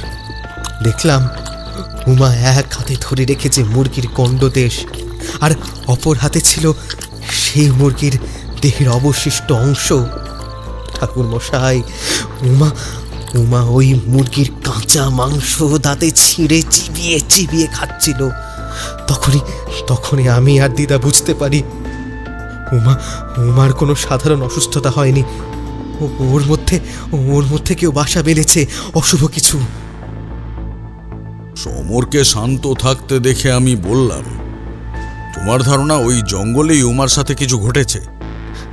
এখন তো আমার মনে হচ্ছে বাসুকে হয়তো উমাই মেরেছে, আর মহাজনের মৃত্যু সহ গায়ে আর যে ঘটনা ঘটছে, মৃত্যু ঘটছে, তাতে উমারই হাত আছে। মধ্যরাতে গভীর ঘুমের মাঝে যখন সবাই থাকে, তখন উমা কোথায় যায় তা আজ পর্যন্ত জানতে পারিনি। কিভাবে যে ওই সময়টায় গভীর ঘুমে চলে যায়। আমি সমরকে থামিয়ে জিজ্ঞেস করলাম, মৃত্যু কিরকম মৃত্যু, আর কাদেরই বা মৃত্যু? তার জন্য আপনাকে আমাদের গাঁয়ে যেতে হবে ঠাকুর মশাই। আপনি আসবেন তো? না হলে উমাকে বাঁচানো অসম্ভব হয়ে যাবে। একমাত্র নাতনি ছাড়া দিদার আর কেউ নেই। চিন্তার কিছু নেই, আমি তোমাদের গ্রামে যাব, নিশ্চিন্ত থাকো। অতঃপর একটা কাগজে নিজেদের ঠিকানা লিখে সমর আর সাবিত্রী দেবী আমার বাড়ি থেকে বিদায় নিলেন। কাগজটা ভালোভাবে দেখে আমি পরের দিনই রওনা দিলাম পালিশ গ্রামের উদ্দেশ্যে। ভালো সাদামাটা আর 5টা গ্রামের মতোই এই গ্রামটা। পৌঁছাতে প্রায় সন্ধ্যা নেমে এসেছিল। দেখলাম বাড়ির সামনেই দাঁড়িয়ে রয়েছে সমর। আমাকে দেখতেই দুহাত জড়ো করে বলল, আসুন ঠাকুর মশাই, আসুন। আমি মৃদু হেসে ভেতরে প্রবেশ করতেই যাব, এমন সময় আমার পাটা থমকে গেল একটা অদ্ভুত অস্বস্তির কারণে। কি সেই অস্বস্তি বুঝতে পারলাম না, তবে একটা ঋণাত্মক আভার স্পর্শ অনুভব করতে পারছিলাম ভীষণভাবে। যাই হোক, ব্যাপারটা অদেখা করে বারান্দা পেরিয়ে ঘরের ভেতরে প্রবেশ করলাম আমি। একটাই ঘর, তবে বেশ বড়। আর একটু এগিয়ে গেলে রান্নাঘর রয়েছে, তবে কলঘরটা বাইরে ছিল। ঘরে ঢুকতেই একটা কেমন যেন ভ্যাপসা পচা গন্ধ আমার নাকে এলো। যদিও ঘর দুয়ার একদম পরিষ্কার পরিচ্ছন্ন, তা সত্ত্বেও কেন যে গন্ধটা নাকে আসছিল বুঝলাম না। দেখলাম খাটে একটা কিশোরী মেয়ে চোখ বন্ধ করে পড়ে রয়েছে। দেখেই বোঝা যাচ্ছিল যে চেহারার অবস্থা মেয়েটার মোটেই ভালো নেই। আমাকে দেখা মাত্রই সাবিত্রী দেবী এগিয়ে এলেন। আসেন আসেন ঠাকুর মশাই, আসেন। এই হলো আমার নাতনি। বিছানার দিকে মৃদু অঙ্গুলি নির্দেশ করলেন বৃদ্ধা। আমি ধীর পায়ে এগিয়ে এলাম উমার দিকে। সত্যি জরাজীর্ণ অবস্থা ছিল মেয়েটার, যেন ভেতরে ভেতরে কেউ ওর প্রাণবায়ু শুষে নিচ্ছিল একটু একটু করে। আমি আলতো করে উমার কপালে হাত রাখলাম। সাবিত্রী দেবী আমাকে দেখে বললেন, এখন আর জ্বরটা নেই ঠাকুর মশাই। আমি নিঃশব্দে আমার পুঁটলি থেকে সামান্য বিভূতি বের করে উমার কপালে ঠেকালাম। ভেবেছিলাম সবকিছু স্বাভাবিক থাকবে, তবে আমার ওই সামান্য বিভূতি এতটা বিরাট আকার ধারণ করবে তা আমি বুঝিনি। বিভূতিটা উমার কপালে ঠেকাতেই একটা অপ্রত্যাশিত ঘটনা ঘটল ঘরের মাঝে। বিভূতির স্পর্শে সঙ্গে সঙ্গে উমা কেঁপে উঠল তীব্রভাবে। শুধু তাই নয়, ওর দু চোখের মণি উল্টে প্রকাশ পেল কেবল সাদা অংশখানি। সেইখানে একটা তীব্র চিৎকারে গম গম করে উঠল ঘরটা। সাবিত্রী দেবী আতঙ্কে ঠোঁটে আঁচল চাপা দিলেন। সমর হতবাক দৃষ্টিতে সামনের পরিস্থিতি বোঝার চেষ্টা করছে। এমন সময় শরীরটা কাঁপতে কাঁপতে অদ্ভুতভাবে বেঁকে গেল উমার। তারপরেই সেই চিৎকার কান্নায় রূপান্তরিত হল। উমা চিৎকার করে কাঁদতে থাকলে সাবিত্রী দেবী দ্রুত উমাকে জড়িয়ে ধরলেন। উমা, ও উমা, কি হয়েছে মা আমার? কষ্ট হচ্ছে? কোথায় বল দেখিনি? ঠাকুর মশাই, আমার নাতনিটার কি হলো? আমি কয়েক মুহূর্ত গম্ভীরভাবে চেয়ে থাকলাম উমার দিকে।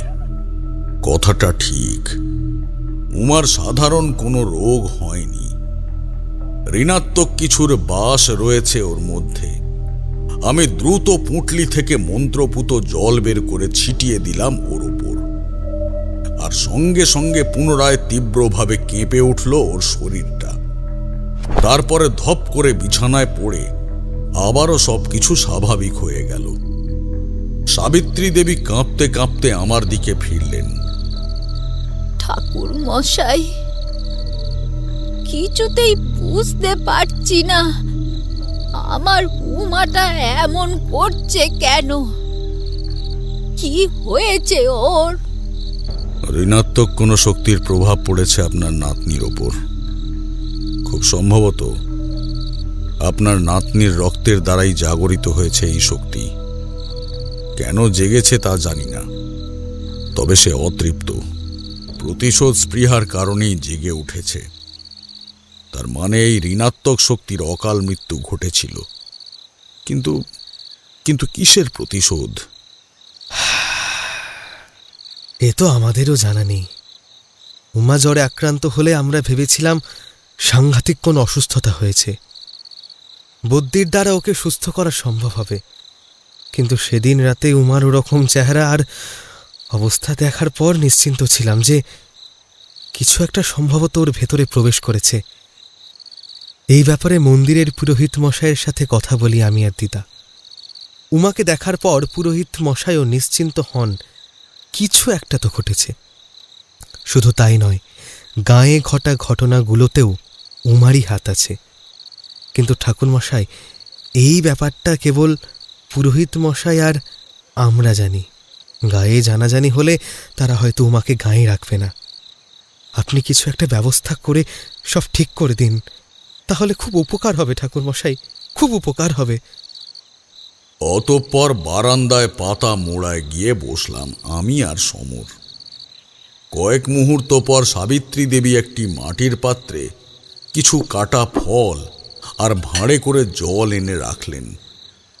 ভাঙা ভাঙা গলায় বললেন, গরিব মানুষ এই বুড়ি, তারই মধ্যে যতটা শান্তি হয়েছে। ঠিক আছে, এত ব্যস্ত হবার কিচ্ছু নেই।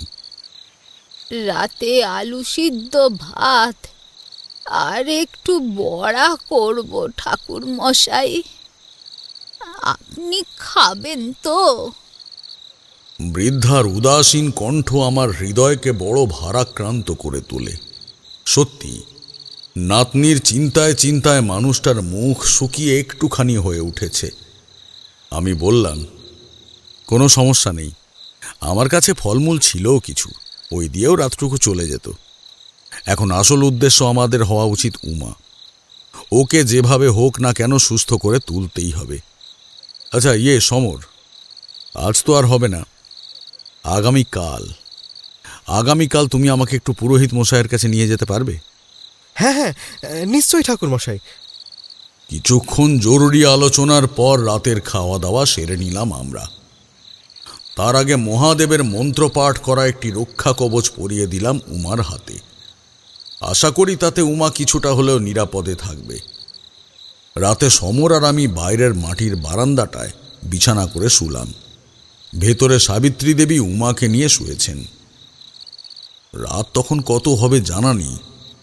হঠাৎই আমার মনে হলো কেউ আমার দু পা ধরে টেনে নিচের দিকে নামিয়ে দিল। কেঁপে উঠে চোখ দুটো খুলে ফেললাম আমি। না, বারান্দা তো নীরব, স্থির, বাইরেটাও অন্ধকার, স্তব্ধ, যেন কোনো এক অতিকায় অন্ধকার দানব ঘাপটি মেরে আমার সামনে বসে এক দৃষ্টে চেয়েছিল আমারই দিকে। উঠে বসলাম আমি। ঠিক সেই মুহূর্তেই একটা তীব্র মাংস পচা গন্ধ নাকে লাগলো। শুধু তাই নয়, একই সাথে মাটির সোঁদা গন্ধ নাকে এসে ঠেকল। গন্ধগুলো কোথা থেকে আসছিল বুঝতে পারলাম না। ধীর পায়ে বারান্দা ছেড়ে উঠে ঘরে এলাম। হ্যারিকেনের আলোয় দেখলাম সাবিত্রী দেবী ঘুমোচ্ছেন, ওনার পাশে উমাও ঘুমোচ্ছে। কিন্তু মেয়েটার হাতে এসে আমার দৃষ্টিটা আটকালো। হাতে পরিয়ে দেওয়ার রক্ষা কবচটি অদ্ভুতভাবে জ্বলছিল। কিছু বোঝার আগে টের পেলাম আমার ঠিক পিছনে এসে দাঁড়িয়েছে কোনো একটা অবয়ব। আমার ষষ্ঠেন্দ্রিয় সম্পূর্ণরূপে সতর্ক হতেই মনে হলো সেই অবয়বের একটা স্পষ্ট রূপ আমি অনুমান করতে পারলাম। সম্পূর্ণ কালো ধোঁয়ায় আবৃত, তবে এক নারী অবয়ব, ভয়ানক নারী অবয়ব, অসম্ভব প্রতিহিংসার আগুনে জ্বলে কঠিন, অসম্ভব কঠিন আর হিংস্র হয়ে উঠেছে। আচম্বিত শরীরে অস্বস্তি বোধ করলাম। কপালে জমতে শুরু করলো শ্বেত বিন্দু। কেন বুঝতে পারলাম না, কারণ ভূত প্রেত পিশাচ নিয়ে তো কম নাড়াঘাটা করিনি। কাজে এটা যে মনের কোনো ভয় ছিল না তা বুঝতে পেরেছিলাম, কিন্তু শরীরে এতটা উত্তাপ কেন হচ্ছিল? হঠাৎই উমার হাতের কবচের দিকে আমার চোখটা গেল। যত প্রজ্বলিত হয়ে আলো বিচ্ছুরণ করছিল সেটা, ততটাই তীব্র উত্তাপ আমি আমার শরীরে অনুভব করতে পারছিলাম। বুঝলাম এই শক্তি উমার শরীরে প্রবেশ করতে না পেরে সে আক্রোশ আমার ওপর মেটাতে চাইছে। কয়েক মুহূর্ত উমার দিকে চেয়ে থাকলাম। টের পাচ্ছিলাম এখনো সেই অবয়ব আমার পিছনে রয়েছে। আমি অতি সতর্কভাবে ধীরে ধীরে পিছনে ঘুরলাম, অথচ কাউকে দেখলাম না। এরপর সামনে ঘুরতেই সাবিত্রী দেবীর বীভৎস ভয়ানক রক্তাক্ত একটা চেহারা আমার ঠিক মুখের কাছে দেখতে পেলাম। চোখ দুটো কালো হয়ে উঠেছে, শরীরের জায়গায় জায়গায় পচন ধরে ভ্যাপসা বিকট গন্ধ ছড়াচ্ছে। সাময়িক আতঙ্কিত হলেও কোনো ক্রমে নিজেকে সামলে কাশতে লাগলাম। সম্ভবত গন্ধটা সহ্য হচ্ছিল না আমার, আর কাশতে কাশতেই উঠে বসলাম আমি। কাশির শব্দ পেয়ে সমরও উঠে বসল। ঠাকুরমশাই, আপনি ঠিক আছেন? নিজেকে কোনো ক্রমে সামলে হাঁপাতে হাঁপাতে চারপাশটা দেখলাম। স্পষ্ট অনুধাবন করা যাচ্ছিল যা ঘটেছে তা বাস্তবিক আমাকে কিছু একটা ইঙ্গিত দেওয়ার কারণেই ঘটেছে। অর্থাৎ এমন একটা দুঃস্বপ্নের দ্বারা ওই ঋণাত্মক শক্তি কোনোভাবে আমাকে সতর্ক করতে চাইছিল। সমর ইতিমধ্যেই জল নিয়ে এসেছে। সাবিত্রী দেবীও উঠে বাইরে এসেছেন। জল খেয়ে আমি এক ঝলক উমাকে দেখার জন্য ঘরে এলাম। দেখলাম মেয়েটা নিশ্চিন্তে ঘুমোচ্ছে। তবে একটা বিষয় সজ্ঞানে দেখেও চমকে উঠলাম, ওই কবচ জ্বলছে। হালকা হলদে লাল শিখার বিচ্ছুরণ এক ঝলকের জন্যে হলেও স্পষ্ট লক্ষ্য করেছি আমি। সমর আমার কাছে এলে তাকে জানাই সেই ঋণাত্মক শক্তি উমার শরীরে বারংবার প্রবেশ করার চেষ্টা করেছে, তবে আমার দেবার রক্ষা কবচটির কারণে সেটা সফল হয়নি। আর এই কারণেই এতখানি তপ্ত হয়ে উঠেছে রক্ষা কবচটি। কোনো কষ্ট হবে না তো ঠাকুর মশাই আমার উমার? আমি মাথা নেড়ে বললাম, না।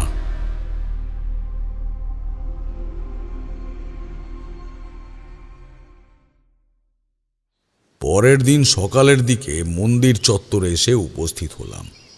সমরও ছিল আমার সাথে। পুরোহিত মশাইকে আমার আসার ব্যাপারে পূর্বেই জানিয়েছিল সমর।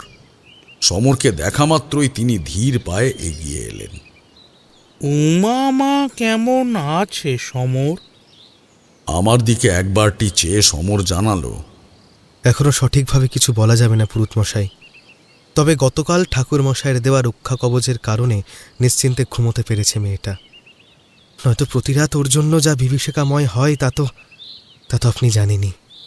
পুরোহিত মশাই আমার দিকে চাইলেন। ও, আপনি তবে তারানাথ চক্রবর্তী? আমি মাথা নেড়ে জানালাম, আগে। সমর বলছিল, তাছাড়া আপনাকে দেখেও বোঝা যাচ্ছে আপনি অভিজ্ঞ মানুষ, ঠিক উমাকে সুস্থ করে তুলবেন। আপনারা কথা বলুন, আমি দিদাকে বাজারটা করে দিয়ে আসি। সমর ওখান থেকে বিদায় নিলে আমি সরাসরি পুরোহিত মশাইকে জিজ্ঞেস করি, আচ্ছা আপনি তো উমাকে দেখেছেন, ওর মধ্যে যে কোনো ঋণাত্মক শক্তির বাস আছে সেটা কি করে বুঝলেন আপনি? একটা দীর্ঘশ্বাস ছেড়ে পুরোহিত মশাই বললেন, হ্যাঁ, সত্যি বলতে প্রথমে আমিও বিশ্বাস করতে চাইনি। একদিন সাবিত্রী দেবী আর সমর আমার মন্দিরে আসে। আমি তখন সবে সন্ধ্যা পূজা শেষ করেছি। আমার সামনে এসে সাবিত্রী দেবী কান্নায় ভেঙে পড়ে বলেন, ঠাকুর মশাই, আমার উমাটার জ্বর যে কমছেই না। আশ্চর্য হয়ে জিজ্ঞাসা করলাম আমি, সে কি ঠাকুরের ফুল আর সিঁদুরেও কাজ হয়নি? এরপর সমর আমাকে সে রাতের ঘটনাটা খুলে বলল, কিভাবে একটা জ্যান্ত মুরগিকে মেরে তার কাঁচা মাংস খেয়েছিল উমা, সবটা। কিন্তু বুঝতে পারছিলাম না যে কোন কালো ছায়ার প্রভাব পড়েছিল মেয়েটার শরীরে। এরপর আমি উমাকে মন্দিরে নিয়ে আসার পরামর্শ দিই। মেয়েটা আসেও মন্দিরে, তবে অসম্ভব চুপচাপ হয়ে গেছিল মেয়েটা, শীর্ণকায়, এমনকি চোখের তলায় কালিও পড়েছিল। সন্ধ্যার দিকে সমরই নিয়ে এসেছিল। আমি উমাকে কিছুক্ষণ মন্দিরে থাকতে বললে সমর বলে, ঠাকুরমশাই, দিদার ওষুধগুলো তবে আমি কিনে নিয়ে আনি, আপনি উমাকে দেখে রাখবেন। ও যাওয়ার কিছুক্ষণ পর আমি উমাকে নিয়ে মন্দিরের বাইরে বেরিয়ে আসি। এমনি সাধারণ কয়েকটা প্রশ্ন করছিলাম আমি ওকে। এমন সময় মন্দিরের ঠিক পিছনে মণ্ডলদের ঘর থেকে চিৎকার চেঁচামেচির শব্দ পেয়ে ছুটে যাই সেখানে। উমাও সাথে যায়। ওখানে গিয়ে দেখি উঠোনে দাঁড়িয়ে মণ্ডলদের মদ্যপ ছেলেটা তার বউকে ধরে মারধর করছিল। সেই সাথে অকথ্য ভাষায় গালিগালাজ তো ছিলই। 2-4 জন পড়শি ছেলেটাকে আটকায় ঠিকই, তবে ততক্ষণে দেরি হয়ে গেছিল সবটা। মার খেতে খেতে বউটা রীতিমতো মূর্ছা যাওয়ার উপক্রম হলে আমি মধ্যস্থতা করে ব্যাপারটা সামলাই। তবে এসবের মাঝে এক কোণে দাঁড়িয়ে থাকা উমাকে খেয়াল করতে পারিনি তখনও। খেয়াল করতেই ওর চোখে অদ্ভুত একটা ঠান্ডা চাহনি লক্ষ্য করলাম। কাছে আসতেই সে অস্ফুটে বলে ওঠে, এমন লোকেদের বেঁচে থাকারই কোনো অধিকার নেই, যারা স্ত্রীদের ন্যূনতম সম্মানটুকু করে না। ওইটুকু মেয়ের মুখে এতটা পরিপক্ক কথা শুনে চমকে উঠি আমি। মনের ভেতর একটা খটকা জন্মায়। ইতিমধ্যেই সমর এসে উমাকে নিয়ে যায়। সেদিন রাতে ছেঁড়া ছেঁড়া ঘুম হয় আমার। সমর জানিয়েছিল মহাজন যেদিন আত্মহত্যা করেছিল তার আগের দিনও উমা ঠান্ডা গলায় বলেছিল তার মৃত্যু হওয়াই শ্রেয়। ব্যাপারগুলো আমার মাথায় অদ্ভুত খটকা তৈরি করেছিল। শুধু তাই নয়, উমার স্বভাবের অদ্ভুত পরিবর্তন দেখার পর সমরদের কথা অস্বীকার করতেও মন চাইছিল না। পরের দিন একটা অপ্রত্যাশিত অকল্পনীয় ঘটনা শুনে দিন শুরু হলো। এত দূর বলে পুরোহিত মশাই থামলেন। আমি উদ্বিগ্ন স্বরে জিজ্ঞেস করলাম, অপ্রত্যাশিত ঘটনা? আমার স্ত্রীর কাছে শুনলাম মণ্ডলদের ছেলেটাকে নাকি ধান ক্ষেতের ওখানে পাওয়া গেছে, তবে জীবিত নয়, মৃত। গলায় গভীর ক্ষতের কারণে অতিরিক্ত রক্তক্ষরণে মৃত্যু হয়েছে। হাতে ভাঙা মদের বোতলের অর্ধাংশ ধরা ছিল। সম্ভবত সেই ভাঙা তীক্ষ্ণ অংশটা দিয়ে নিজেই নিজের গলা কেটেছে। থানার দারোগাবাবু এসেছিলেন। একটু বিরক্ত হয়েই মন্তব্য করেছিলেন মদ্যপ থাকায় হয়তো মাথা কাজ করেনি, কি করতে কি করেছে নিজেও বোঝেনি হয়তো। গ্রামবাসীরাও তাই মেনে নেয়। এমনিতেই বাসু আর জমিদার বাবুর মৃত্যুর তদন্ত নিয়ে নাজেহাল ছিলেন তিনি, তাই অতিরিক্ত ঝামেলা আর নিতে চাননি। সবাই ওনার কথা বিশ্বাস করলেও আমার বিশ্বাস করতে মন চায়নি। বারংবার উমার শীতল কণ্ঠে বলা কথাগুলো মনে পড়ছিল। সেদিন ওর মধ্যে একটা অদ্ভুত প্রতিহিংসাপরায়ণ ঠান্ডা চাহনি দেখতে পেয়েছিলাম। আমি কয়েক মুহূর্ত চুপ থেকে জিজ্ঞেস করলাম, আপনার কি মনে হয় মৃত্যুগুলো উমার কারণে ঘটছে? পুরোহিত মশাই মাথা নেড়ে বললেন, হতে পারে ওর হাত দিয়েই হচ্ছে। ওই জঙ্গল থেকে ফেরার পরই ঘটনাগুলো ঘটতে শুরু করেছিল। ওর চরিত্রেও অদ্ভুত পরিবর্তন আসে। তার মানে হোক না হোক ওই জঙ্গলেই ওর সাথে কিছু একটা ঘটেছে। আমাকে চুপ থাকতে দেখে পুরোহিত মশাই বললেন, তবে যারা মরেছে তাদের মরাই ভালো। সমাজে থেকে ভালো কাজ তো কিছু করতো না। এসব লোক হলো সমাজের আবর্জনা, না থাকাই ভালো। ওই মহাজন ভালো লোক ছিল নাকি? মেয়ে মানুষে আসক্ত। আর ওর চেলা বাসু মহাজনের প্রশ্রয়ে ও তো নর পশুতে পরিণত হয়েছিল। তারপর মণ্ডলদের ছেলেটা মদ্যপ থেকে অকারণে বউকে মারত। সমাজের কি উপকারে লাগতো বলুন তো? তবে একদিন আমি যা দেখেছিলাম তারপর তো স্পষ্ট হয়ে গেছিল আমার কাছে যে উমা আর স্বাভাবিক নেই। ওর মধ্যে কিছু একটা তো বাস আছেই। পুরোহিত মশাইয়ের কথা শুনে আমি সরু চোখে জিজ্ঞেস করলাম, কি দেখেছিলেন আপনি ঠাকুর মশাই? বাইরের নীলচে হয়ে আসা অন্ধকারের দিকে চেয়ে পুরোহিত মশাই মৃদু স্বরে বললেন, সেদিন গোস্বামীদের ঘরে নারায়ণ পূজা ছিল একটা। বাড়ির কর্তা বয়স ধরুন এই 50-55 হবে। নিজেই আয়োজন করেন সব একা হাতে প্রতি বছরই। শুধু তাই নয়, ওনার ভালো চরিত্রের জন্য সবাই মান্যগণ্যও করতো ওনাকে। যাই হোক, বেশ বড় করেই পুজোটা হয়েছিল। গায়ের বেশিরভাগ লোকই গেছিল। যথারীতি সাবিত্রী দেবীও ওনার নাতনিকে নিয়ে যান। হয়তো ভেবেছিলেন মেয়েটার মন ভালো হয়ে যাবে। দোতলার ঢালা ও দালানে খিচুড়ি প্রসাদ খাওয়ানো হয়। পুজো শেষ হলে আমাকেও খেতে দেয় গিন্নিমা। এরপর রাত বাড়ার সাথে সাথে গোস্বামী বাড়ির ভিড়ও কমতে থাকে ধীরে ধীরে।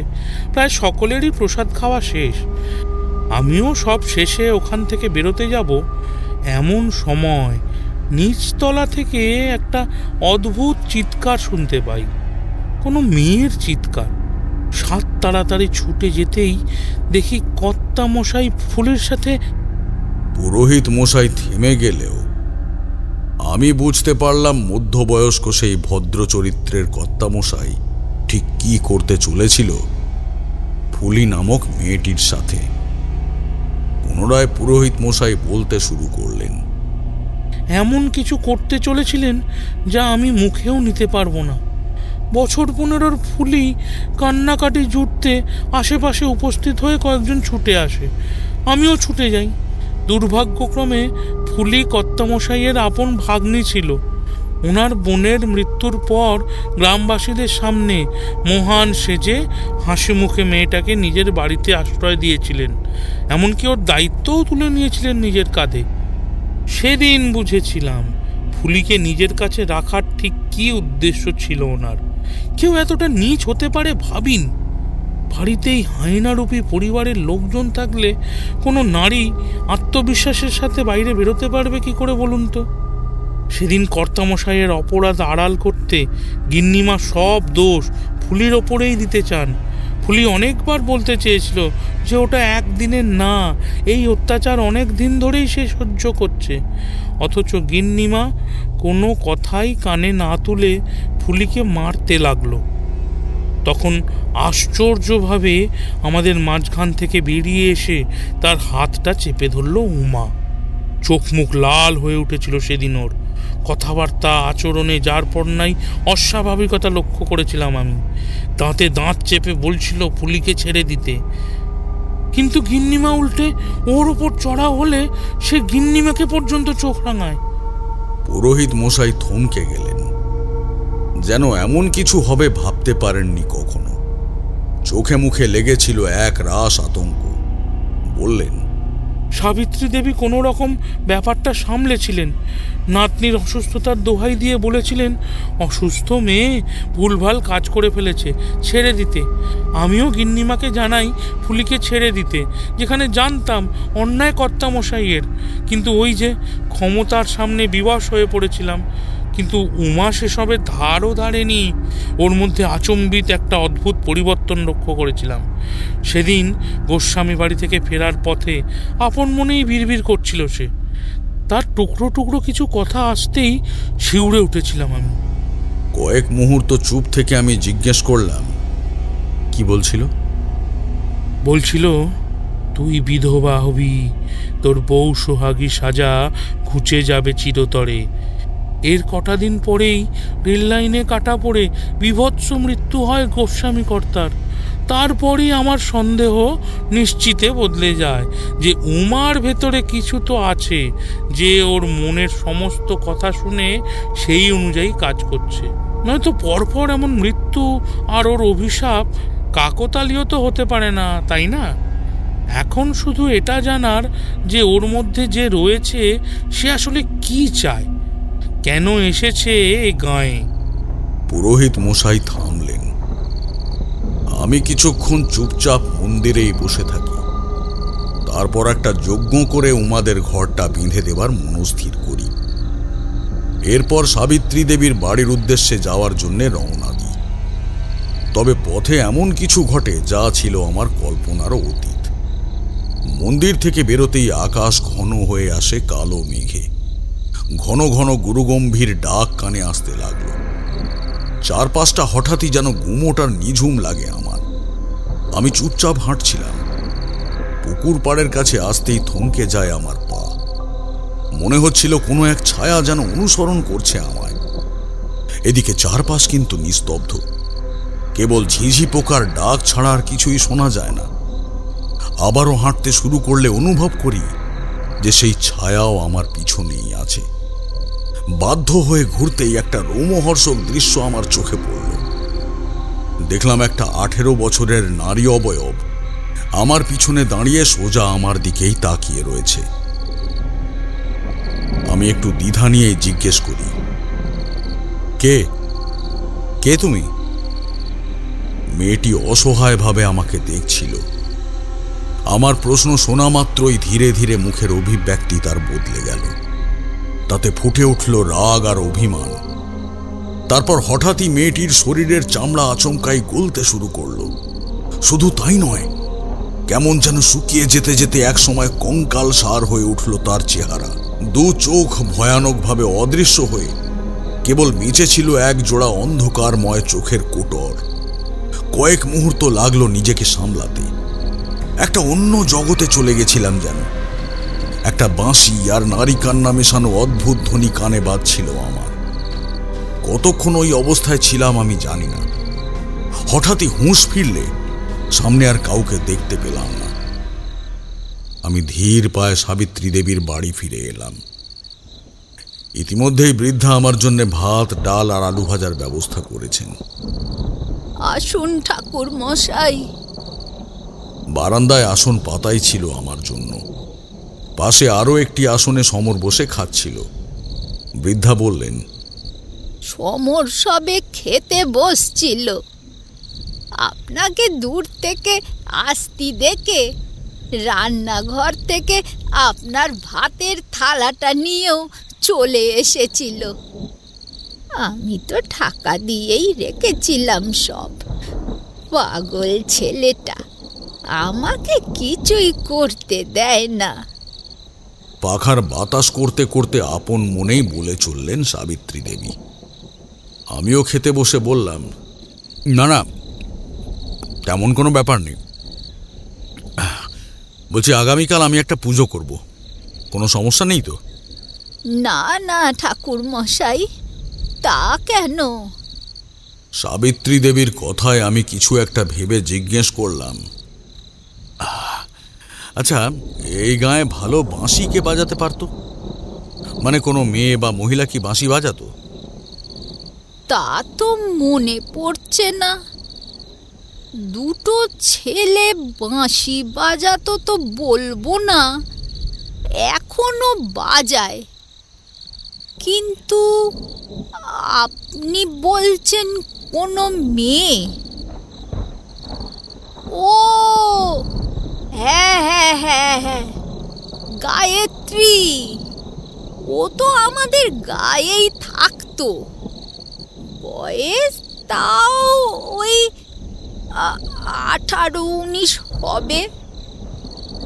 খুব সুন্দর বাঁশি বাজাতো, বড় ভালো মেয়ে ছিল। আমার কপালের ভাঁজ এইবার প্রসারিত হলো। সতর্ক গলায় জিজ্ঞেস করলাম, ভালো ছিল মানে? এখন কোথায়? জানি না। ওর প্রতিবেশীর কাছে একটা চিঠি দিয়ে চলে গেছিল। তাতে লেখা ছিল ওই কোন মাসির কাছে চলে যাচ্ছে। কেন? পরিবারের লোক কোথায় ছিল? আমার প্রশ্নের উত্তরে বৃদ্ধা বললেন, পরিবারই তো শেষ হয়ে গেছিল। আসলে গায়ত্রীর বাবা রঘু নিজের বউটার চিকিৎসার জন্য ওই জমিদার বাবুর কাছে নিজের একটা জমি বন্ধক রেখে অনেক কটা টাকা ধার করেছিল। তবে সময়ের সাথে সাথে সেই টাকা শোধ করে দিলেও একদিন জমিদার বাবু জানান ওই জমি আর ফেরত দেওয়া যাবে না। ওটা নাকি রঘু জমিদার বাবুকে দিয়ে দিয়েছিল। তারপর কাগজপত্রে ওই রঘুর কি সব টিপসই দেখিয়ে পেমান করে ওই জমিটা নাকি বর্তমানে জমিদার বাবুরই। এসব কথা শুনে তো রঘুর মাথায় হাত। একদিন মেয়েকে নিয়ে জমিদার বাড়ি যায় ওই সমস্যা সমাধানের আশায়। অনেক কাকুতি মিনতি করেছিল সে জমি ফেরত নেওয়ার জন্য। শুনেনি, ওর কোনো কথা শুনেনি। উল্টে জমিদার বাবুর ছেলে রঘুকে মারার চেষ্টা করলে। ওর মেয়ে মানে আমাদের ওই গায়ত্রী সপাটে চড় মারে ছেলেটার গালে। নিজের বউ আর বাড়ির চাকর বাকরদের সামনে গায়ত্রী চড় মারলে সেটা মেনে নিতে পারেনি ওই জমিদার বাবুর ছেলে। হয়তো ভেতরে ভেতরে প্রচন্ড রাগ হয়েছিল, তারপরই তো ওদের দুর্দশার শুরু হয়। পাওনা টাকা না মেটানোর মিথ্যে অপবাদ দিয়ে রঘুকে জেলে পাঠানো হলো। এদিকে ওর কাছে কোনো পেমানও ছিল না যে টাকা ফেরত দিয়েছিল, তাই তো দারোগা বাবুও কিচ্ছুটি কইতে পারেনি।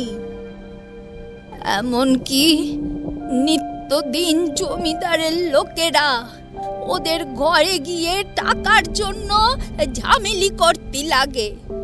জমিদারের ছেলেটাই করাতো হয়তো এইসব।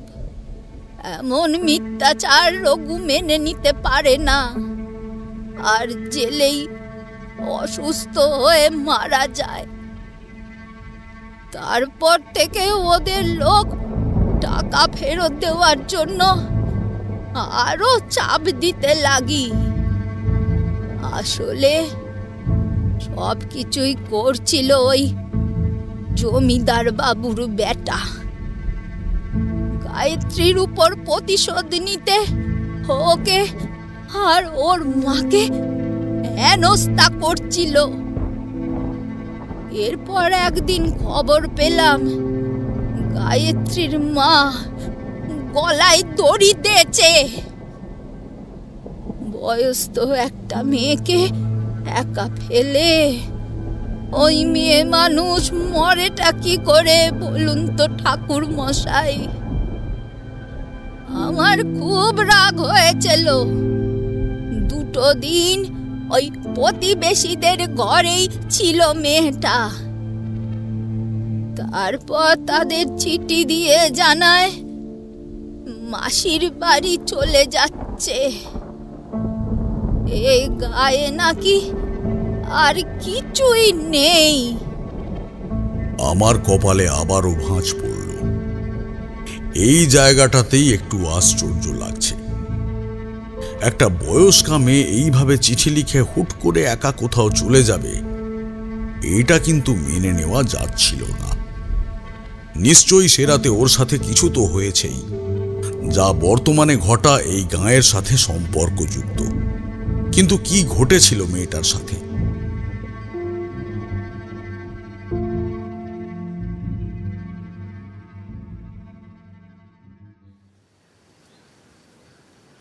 পরের দিন পুনরায় পুরোহিত মশাইয়ের সাথে দেখা করতে গেলাম। একটা খবর দিলেন তিনি আমাকে। মাস্টার মশাইয়ের ছেলে হঠাৎই কীটনাশক খেয়ে আত্মহত্যা করেছে। আমি একটু অবাক হয়ে জিজ্ঞেস করলাম, মাস্টার মশাইয়ের ছেলে? কদিন আগেও তো আত্মহত্যা করতে গিয়ে হাসপাতালে ভর্তি হয়েছিল। তার কথাই বলছেন তো আপনি? আপনি গায়ত্রীকে চেনেন? আজ্ঞে, এ গাঁয়ের কার হায় লেগেছে কে জানে। আমি নীরব থাকলাম। কার লেগেছে তা তো আমি সন্দেহ ইতিমধ্যেই করে ফেলেছি, তবে নিশ্চিত হওয়াটুকু বাকি। কেন জানি না নিশ্চিত হতে পারছিলাম না, বা মন চাইছিল না। একটা তাজা কুঁড়ির অকালে ঝরে যাওয়াটা মেনে নেওয়ার বাইরে ছিল। অথচ কেন ঝরল, কি হয়েছিল, সেটা জানাটা অত্যন্ত জরুরি হয়ে পড়েছিল আমার জন্য। আমি জিজ্ঞেস করলাম, আচ্ছা গায়ত্রীদের বাড়ি কোনটা? পুরোহিত মশাই অবাক হয়ে আমার দিকে তাকালেন। আপনি গায়ত্রীকে চেনেন? আমি মাথা নেড়ে বললাম, ওই গতকাল সাবিত্রী দেবী গল্প করছিলেন যে সমরের বাঁশি বাজানোর শখ। তাই বলছিলেন যে গায়ে গায়ত্রী নামের একটি মেয়েও ভালো বাঁশি বাজাত। একটু মিথ্যার আশ্রয় নিলাম আমি। এখনই আমার সন্দেহ বা আমি কি জেনেছি তা বলতে চাইলাম না। গত সন্ধ্যার কথাও চেপে গেলাম। পুরোহিত মশাই বললেন, হ্যাঁ তা ঠিক, গায়ত্রী বড় ভালো মেয়ে ছিল। ওই তো মণ্ডলদের পাশের বাড়িতেই থাকতো। ওর বাবা মা যখন মারা যায় তখন কটা দিন তো মণ্ডলদের ওখানেই ছিল। তবে মণ্ডলের ছেলে যে সদ্য মারা যায়, বিশেষ একটা ভালো চোখে দেখতো না ওকে। তবে এসব ৩-৪ বছর আগের ঘটনা। আমার ধারণা আরো একটু মজবুত হলো। জিজ্ঞেস করলাম, আচ্ছা জমিদার বাবুর সাথে কখনো কি মণ্ডলদের কথা হতো? পুরোহিত মশাই সাবলীলভাবেই বললেন, তেমন না, তবে এই মণ্ডলদের ছেলেটা তো জমিদার বাবুরই দোকানে কাজ করত। দোকান? আমি সংক্ষিপ্ত প্রশ্ন করলাম। পুরোহিত মশাই বললেন, হ্যাঁ, গাঁয়ের বাজারে জমিদার বাবুদের সোনার দোকান আছে তো, ওখানেই। অনেক কিছুই ধীরে ধীরে স্পষ্ট হতে শুরু করেছিল আমার কাছে। পুরোহিত মশাই বললেন, উমার মধ্যে যে অশরীরীর বাস, তাকে কোনোভাবেই কি মুক্ত করা যাবে না? মন্দিরের দালানে বসলাম আমি, ওপরে তাকালাম। শরতের নীল আকাশে পেঁজা তুলোর মতো চাপ চাপ হয়েছিল মেঘ রাশি। কোথা থেকে জানি ঢাকের শব্দ কানে আসছিল। গাঁয়ের দু এক জায়গায় বাঁশ বাঁধছে দেবী দুর্গার আগমন ও আরাধনার জন্য। পুজোর আর যে খুব বেশি দেরি নেই। আমি পুরোহিত মশাইয়ের কথার উত্তরে বললাম, সত্যি বলতে কোনো জীবিত ব্যক্তির শরীরে কোনো মৃত মানুষের আত্মা, বিশেষত প্রেতাত্মা, প্রবেশ করলে বা করার চেষ্টা করলে সেটা জীবিত ব্যক্তির শরীরের জন্য অত্যন্ত ক্ষতিকর হয়, এমনকি মৃত্যু পর্যন্তও ঘটতে পারে। এসব কাজের জন্য কিছু বিশেষ বিধি নিয়ম আছে, যা পালন করার পরই কাজ সম্পন্ন করা সম্ভব হয়। তাই উমার শরীরে যে প্রেতাত্মা রয়েছে, তার বিধ্বংসী প্রভাব উমা নিতে পারছে না এবং বারংবার অসুস্থ হয়ে পড়ছে। শুধু তাই নয়, ধীরে ধীরে ওর শরীরটাও নষ্ট হতে থাকবে। তবে আপাতত বিপদমুক্ত। আমার দেওয়া রক্ষা কবচ যতক্ষণ ওর সাথে রয়েছে, উমাকে দিয়ে ওই প্রেত কিচ্ছু করাতে পারবে না। হ্যাঁ, ওই প্রেত আপাতত ভয় দেখাতে পারে, ভ্রম সৃষ্টি করতে পারে, কিন্তু নিজের হাতে প্রাণে মারতে পারবে না।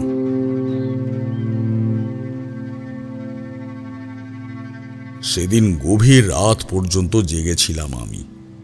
হঠাৎই কালো আকাশটার দিকে চেয়ে দেখলাম সেটা কেমন জানি রক্তিম বর্ণ ধারণ করেছিল একটু একটু করে। অশনি সংকেত বুঝতে বাকি রইল না। ভেতরে গিয়ে দেখলাম উমা ঘুমোচ্ছে। তবে ওর মুখমণ্ডলের অভিব্যক্তি দেখে স্পষ্ট ছিল যে কোনো এক সমস্যার সাথে সংঘর্ষ চলছিল ওর মধ্যেই। আর রক্ষা কবচটি, সেটাও বেশ তপ্ত হয়ে উঠেছিল।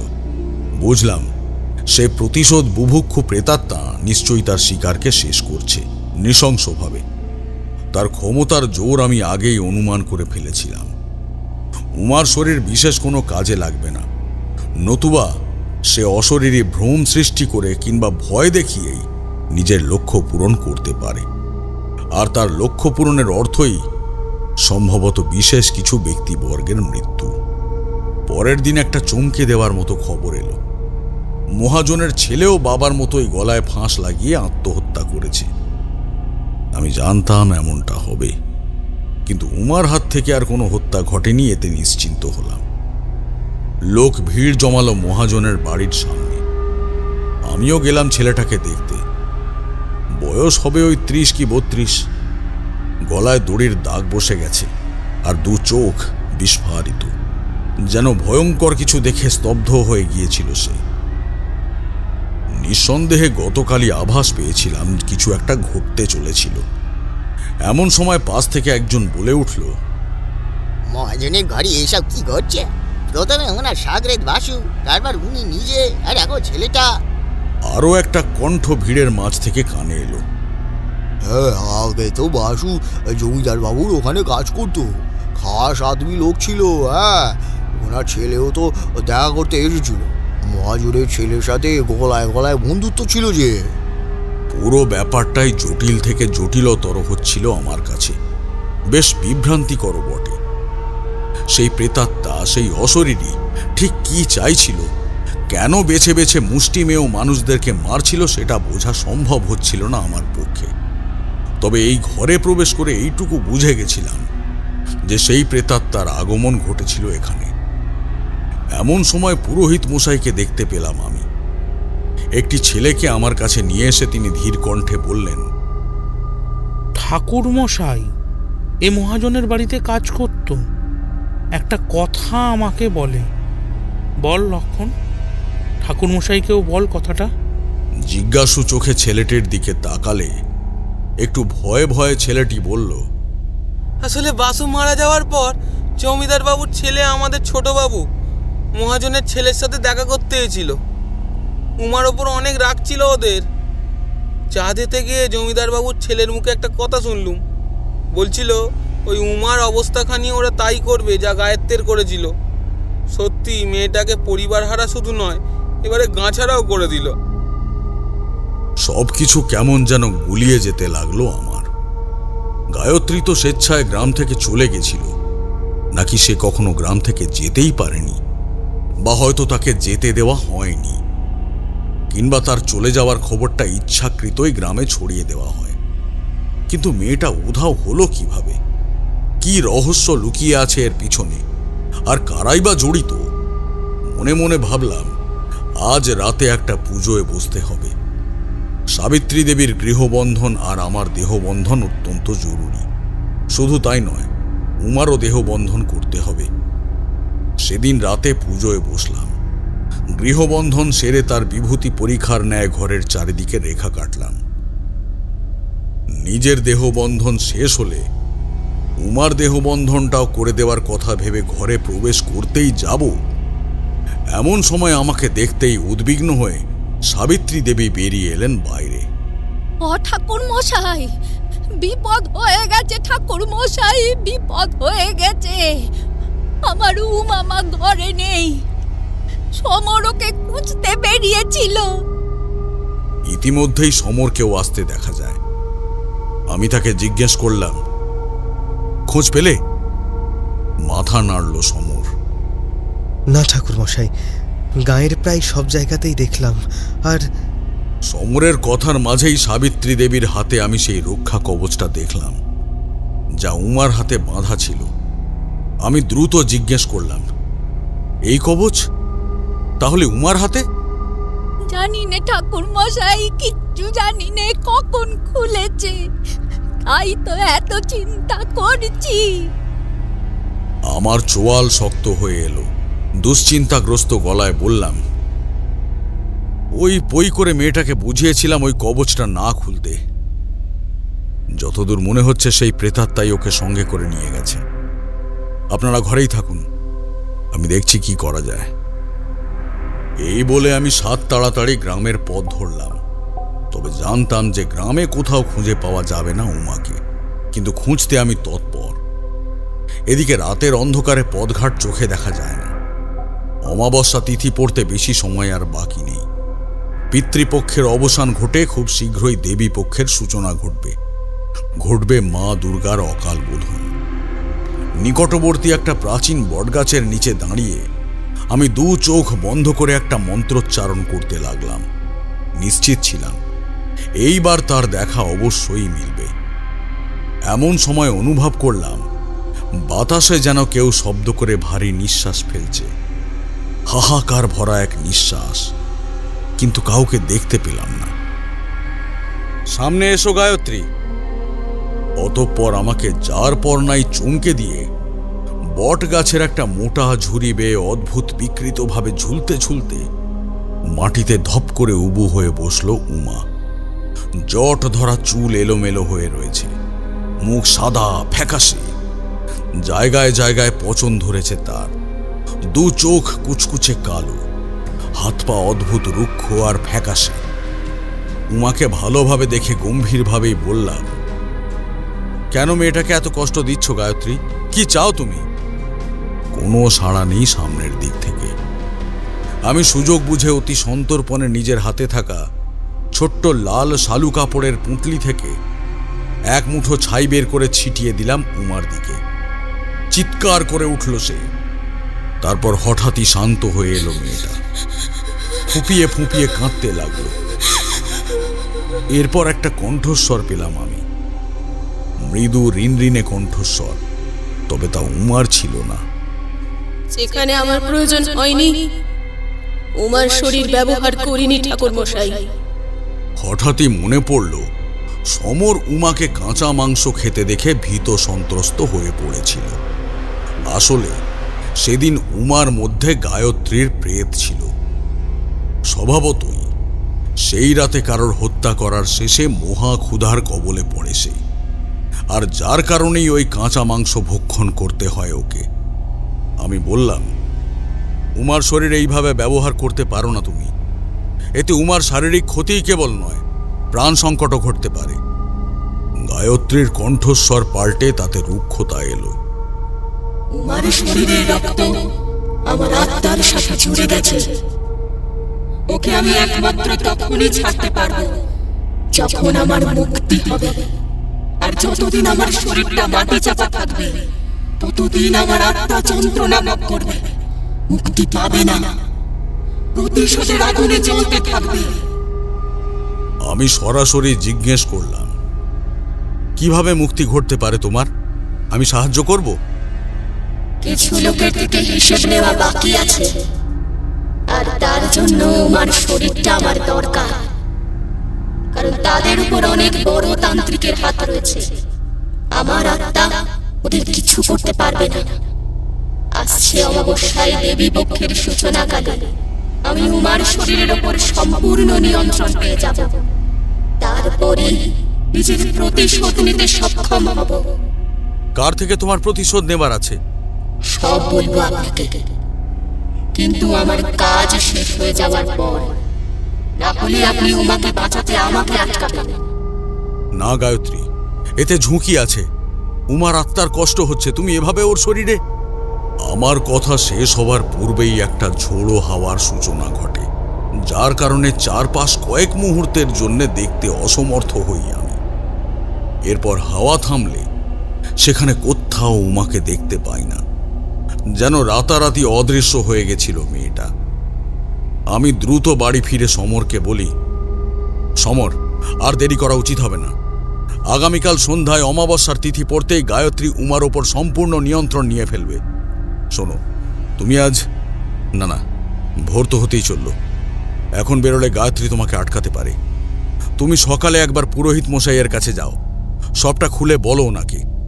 আমি তিথি পড়তেই যজ্ঞে বসব। যেভাবে হোক না কেন গায়ত্রীকে শান্ত করতেই হবে। উমার শরীরে এইভাবেও থাকতে পারে না, এতে উমার ক্ষতি হবে। উমাকে প্রথমে একটা স্থিতিশীল পর্যায়ে নিয়ে যেতে হবে, তারপরই কিছু করা সম্ভব। বেশ ঠাকুরমশাই, কিন্তু পুরোহিত মশাইকে কি বলবো? বলবে আগামী অমাবস্যার জন্য একটা যজ্ঞের আয়োজন করতে চান ঠাকুরমশাই, আর তার জন্য কিছু সরঞ্জাম প্রয়োজন, সেগুলো ওনাকে জোগাড় করে দিতে হবে। সাবিত্রী দেবী অস্থির হয়ে বারান্দায় বেরিয়ে এলেন। কিন্তু ঠাকুর মশাই, আমার উমা কোথায়? ওই প্রেত আমার উমার সাথে কোনো খারাপ কিছু করবে না তো? আমি একটু চিন্তিত হয়ে বললাম, খুব সম্ভবত না, তবে উমাকে তার প্রয়োজন নিজের প্রতিশোধের কারণে। এই প্রতিশোধ কার থেকে সে নেবে, কিভাবে নেবে, সেটা কিন্তু আমার জানা নেই। তবে এইটুকু বলতে পারি, আসছে অমাবস্যায় কিছু একটা ঘটতে চলেছে, ভয়াবহ কিছু। আমার কথা শুনে সাবিত্রী দেবী আর সমর দুজনেরই মুখে নেমে এলো একটা অবর্ণনীয় আতঙ্ক। আমি একটা দীর্ঘশ্বাস ফেলে বললাম,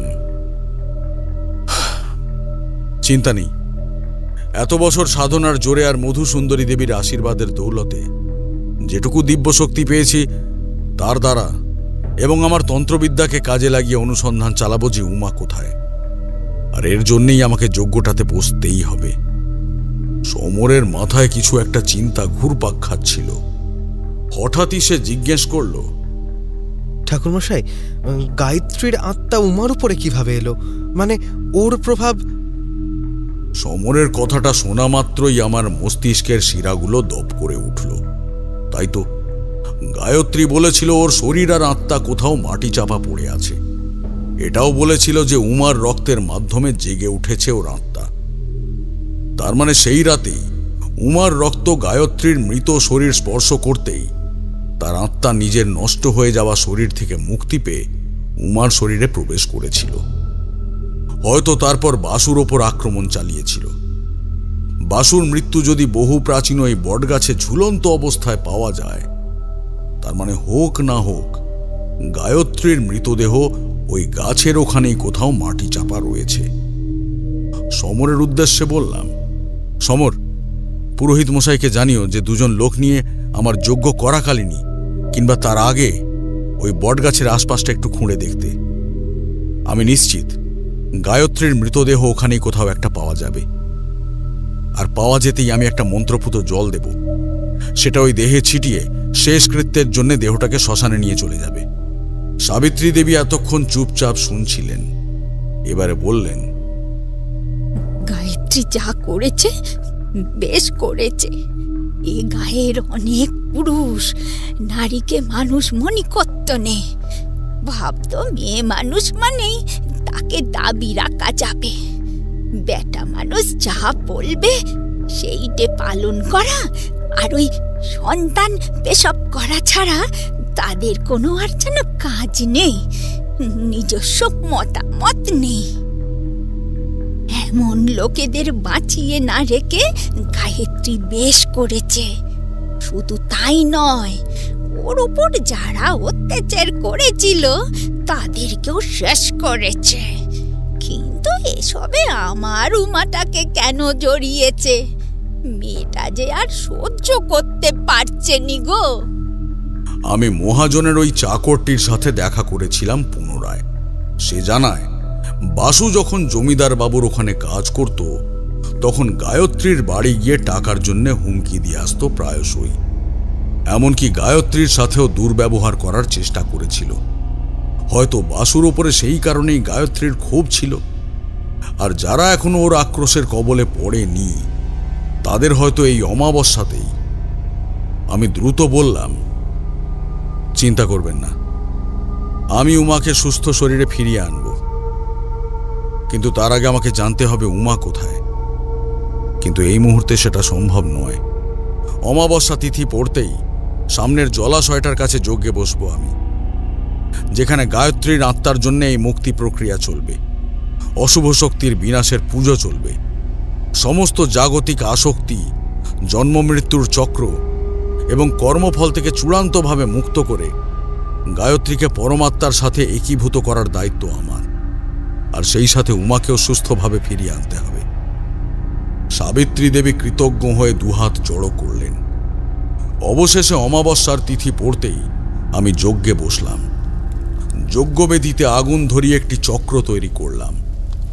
এরপর বন্ধ চোখে মন্ত্র আর সাধনার দ্বারা উমার অবস্থান খোঁজার চেষ্টা করতে শুরু করলাম। কিছু একটা আশানুরূপ ফল পাবো তা জানতাম, তবে দিব্য শক্তির জোরে এতটা নিখুঁত ফলাফল পাবো তা অনুধাবন করতে পারিনি। সমস্ত শুভ শক্তিকে একত্রিত করে একটা কেন্দ্রে কেন্দ্রীভূত করা মাত্রই তাদের দ্বারা স্পষ্ট দেখলাম উমার উপস্থিতি। তবে তা দেখা কোনো সহজ কাজ ছিল না, আর যে কাজে সে গেছে তা সমাপ্ত না করা পর্যন্ত কোনো দিকে মনোনিবেশও সে যে করবে না তাও বুঝতে পারলাম। দেখলাম একটা বাড়ি, ঐতিহ্যপূর্ণ পুরাতন একটা দোতলা বাড়ি, সামনে লম্বা বারান্দা, মাথার ওপরে সারিবদ্ধভাবে চলে গেছে ছোট ছোট ঝাড়বাতি। একটা অবস্থাপন্ন জায়গা, জমিদার বাড়ি নয় তো। হঠাৎই একটা শয়ন কক্ষ চোখে পড়ল আমার। হ্যারিকেনের মৃদু আলো জ্বলছে তাতে, জানলার পর্দাগুলো উড়ছে অহরহ। শয্যায় কেউ একজন শায়িত, বয়স ওই 50-55 হবে। আচমকাই ঘুমটা ভেঙে গেল তার। কক্ষ জুড়ে একটা চাপা কান্না ছড়িয়ে পড়ছিল। হঠাৎই লোকটার মনে হলো তার পায়ের সামনে কিছু একটা বসে আছে। কান্নার শব্দ বাড়ছে একটু একটু করে। ঘুম ভেঙে গেল ব্যক্তিটি। ধীরে ধীরে উঠে বসল সে। চারিদিকে চেয়ে সে কিছুই দেখতে পেল না, কেবল জানলার পর্দা হাওয়ায় উড়ছে। এমন সময় পর্দায় একটা নারী ছায়া পড়তেই বুকটা ধক করে উঠল তার। কক্ষের বাইরের দিকের ছোট্ট চৌকো বারান্দাটায় কাউকে একটা দাঁড়িয়ে থাকতে দেখল ভদ্রলোক। বিছানা থেকে নেমে অতি সন্তর্পণে সেদিকে এগোতে লাগলো। তার মনে দুশ্চিন্তা আর কৌতূহলের সঙ্গে মিশে রয়েছে এক রাস আতঙ্ক। ধীর হাতে পর্দা সরাতেই চমকে উঠল সেই ব্যক্তি। কেউ কোথাও নেই। বারান্দায় বেরিয়ে এসে রাতের গ্রামটাকে গভীরভাবে লক্ষ্য করল লোকটা। কোথাও কিচ্ছুই নেই। হঠাৎই পিছনের দেওয়াল বেয়ে থপ থপ করে নামতে লাগলো একটি অবয়ব, ভয়াবহ একটি নারীর অবয়ব। সেই সম্পর্কে কিন্তু লোকটা তখনও অজ্ঞাত। এক দৃষ্টে সামনে দেখছে। তবে কিছু সময়ের মধ্যেই সে বুঝল যে তার পিছনে কেউ এসে দাঁড়িয়েছে। দু চোখের মনি এক পাশে জড়ো করে পিছনের দিকে দেখার চেষ্টা করল সে। তারপর সরাসরি পিছনে ঘুরল, কিন্তু না, পিছনে কেউ নেই। তবে ভাবনার মাঝেই সামনে ঘুরতেই একজোড়া পা দেখতে পেল সে। রক্তাক্ত, পচন ধরা, প্রায় কঙ্কালসার রূপ নিতে থাকা পা। আতঙ্কে কেঁপে উঠল লোকটা, চিৎকার করতে গেল, কিন্তু গলা থেকে এতটুকু শব্দ বেরোলো না তার। এরপর ওপর দিকে তাকাতেই যাবে, আচমকা কিছু একটা ধপ করে চেপে বসলো তার ওপর, আর সেই সাথে একটা বিকৃত পৈশাচিক চিৎকার গর্জে উঠল চারপাশ থেকে। ব্যক্তিটি কিছু বোঝার আগেই কোনো এক অজ্ঞাত পাশবিক বিভীষিকার ক্ষুরোধার নখের দ্বারা ছিন্ন ভিন্ন হয়ে যেতে লাগলো। তার চোখ উপড়ে ফেলা হলো, মুখের মাংস খুবলে নেওয়া হলো, সারা শরীরের সাথে সাথে এমনকি ক্ষতবিক্ষত করে দেওয়া হলো তার নিম্নাঙ্গ। যেন কারোর প্রবল রোষানলের কবলে পড়ে কাটা ছাগলের ন্যায় বলি হচ্ছিল সে। এর কিছু মুহূর্তের মধ্যেই আরও একটা শয়নকক্ষ দেখা হলো, যেখানে কোনো এক অল্প বয়সী স্ত্রীর ওপর অমানসিক শারীরিক নির্যাতন চালানো হচ্ছে এক যুবকের দ্বারা। বলা বাহুল্য, সে যে স্বামী, স্ত্রী হয়ে তার চাহিদাকে আটকায় কার সাধ্যি? সমাজ কি বলবে সেই স্ত্রীকে? এমনটাই তার মা এবং শাশুড়ি মা শিখিয়েছিলেন বিয়ের প্রথম দিন থেকে।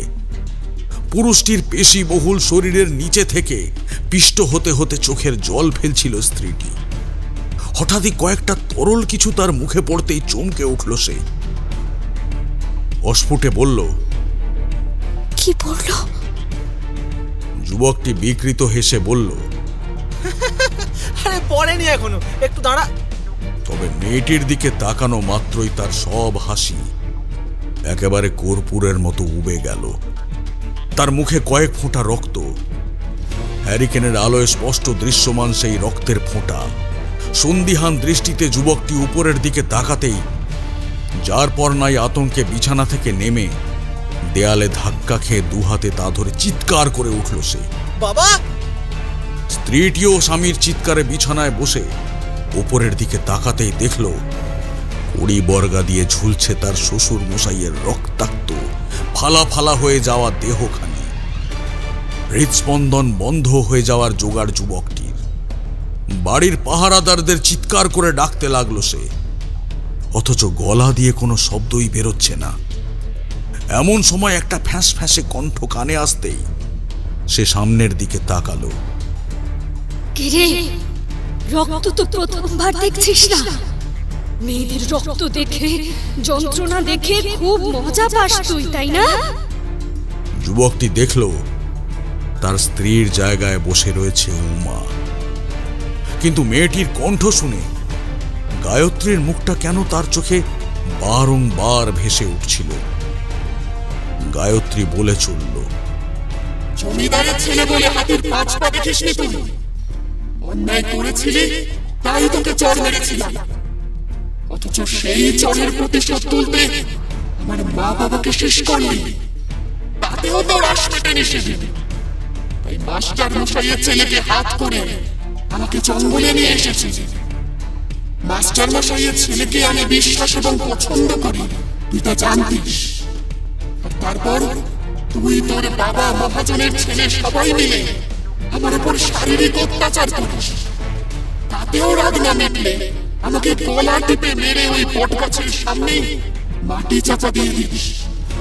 আর পরের দিন মন্ডলদের ছেলেকে টাকা খাইয়ে গ্রামের আকাশ আমি অন্য জায়গায় চলে গেছি, নকল চিঠিও দেখাস। সব মনে আছে আমার ছবির মতো। প্রতিশোধ নেওয়ার খুব স্বপ্ন তো। আজ দেখবি একটা মেয়ের প্রতিশোধ কতটা ভয়ঙ্কর। কিচ্ছু পারবি না, সিদ্ধ তান্ত্রিকের আশীর্বাদ আছে আমাদের উপর। উমার মধ্যে থাকা গায়ত্রীর ঠোঁটে খেলে যায় বিদ্রুপের হাসি। সে বলে,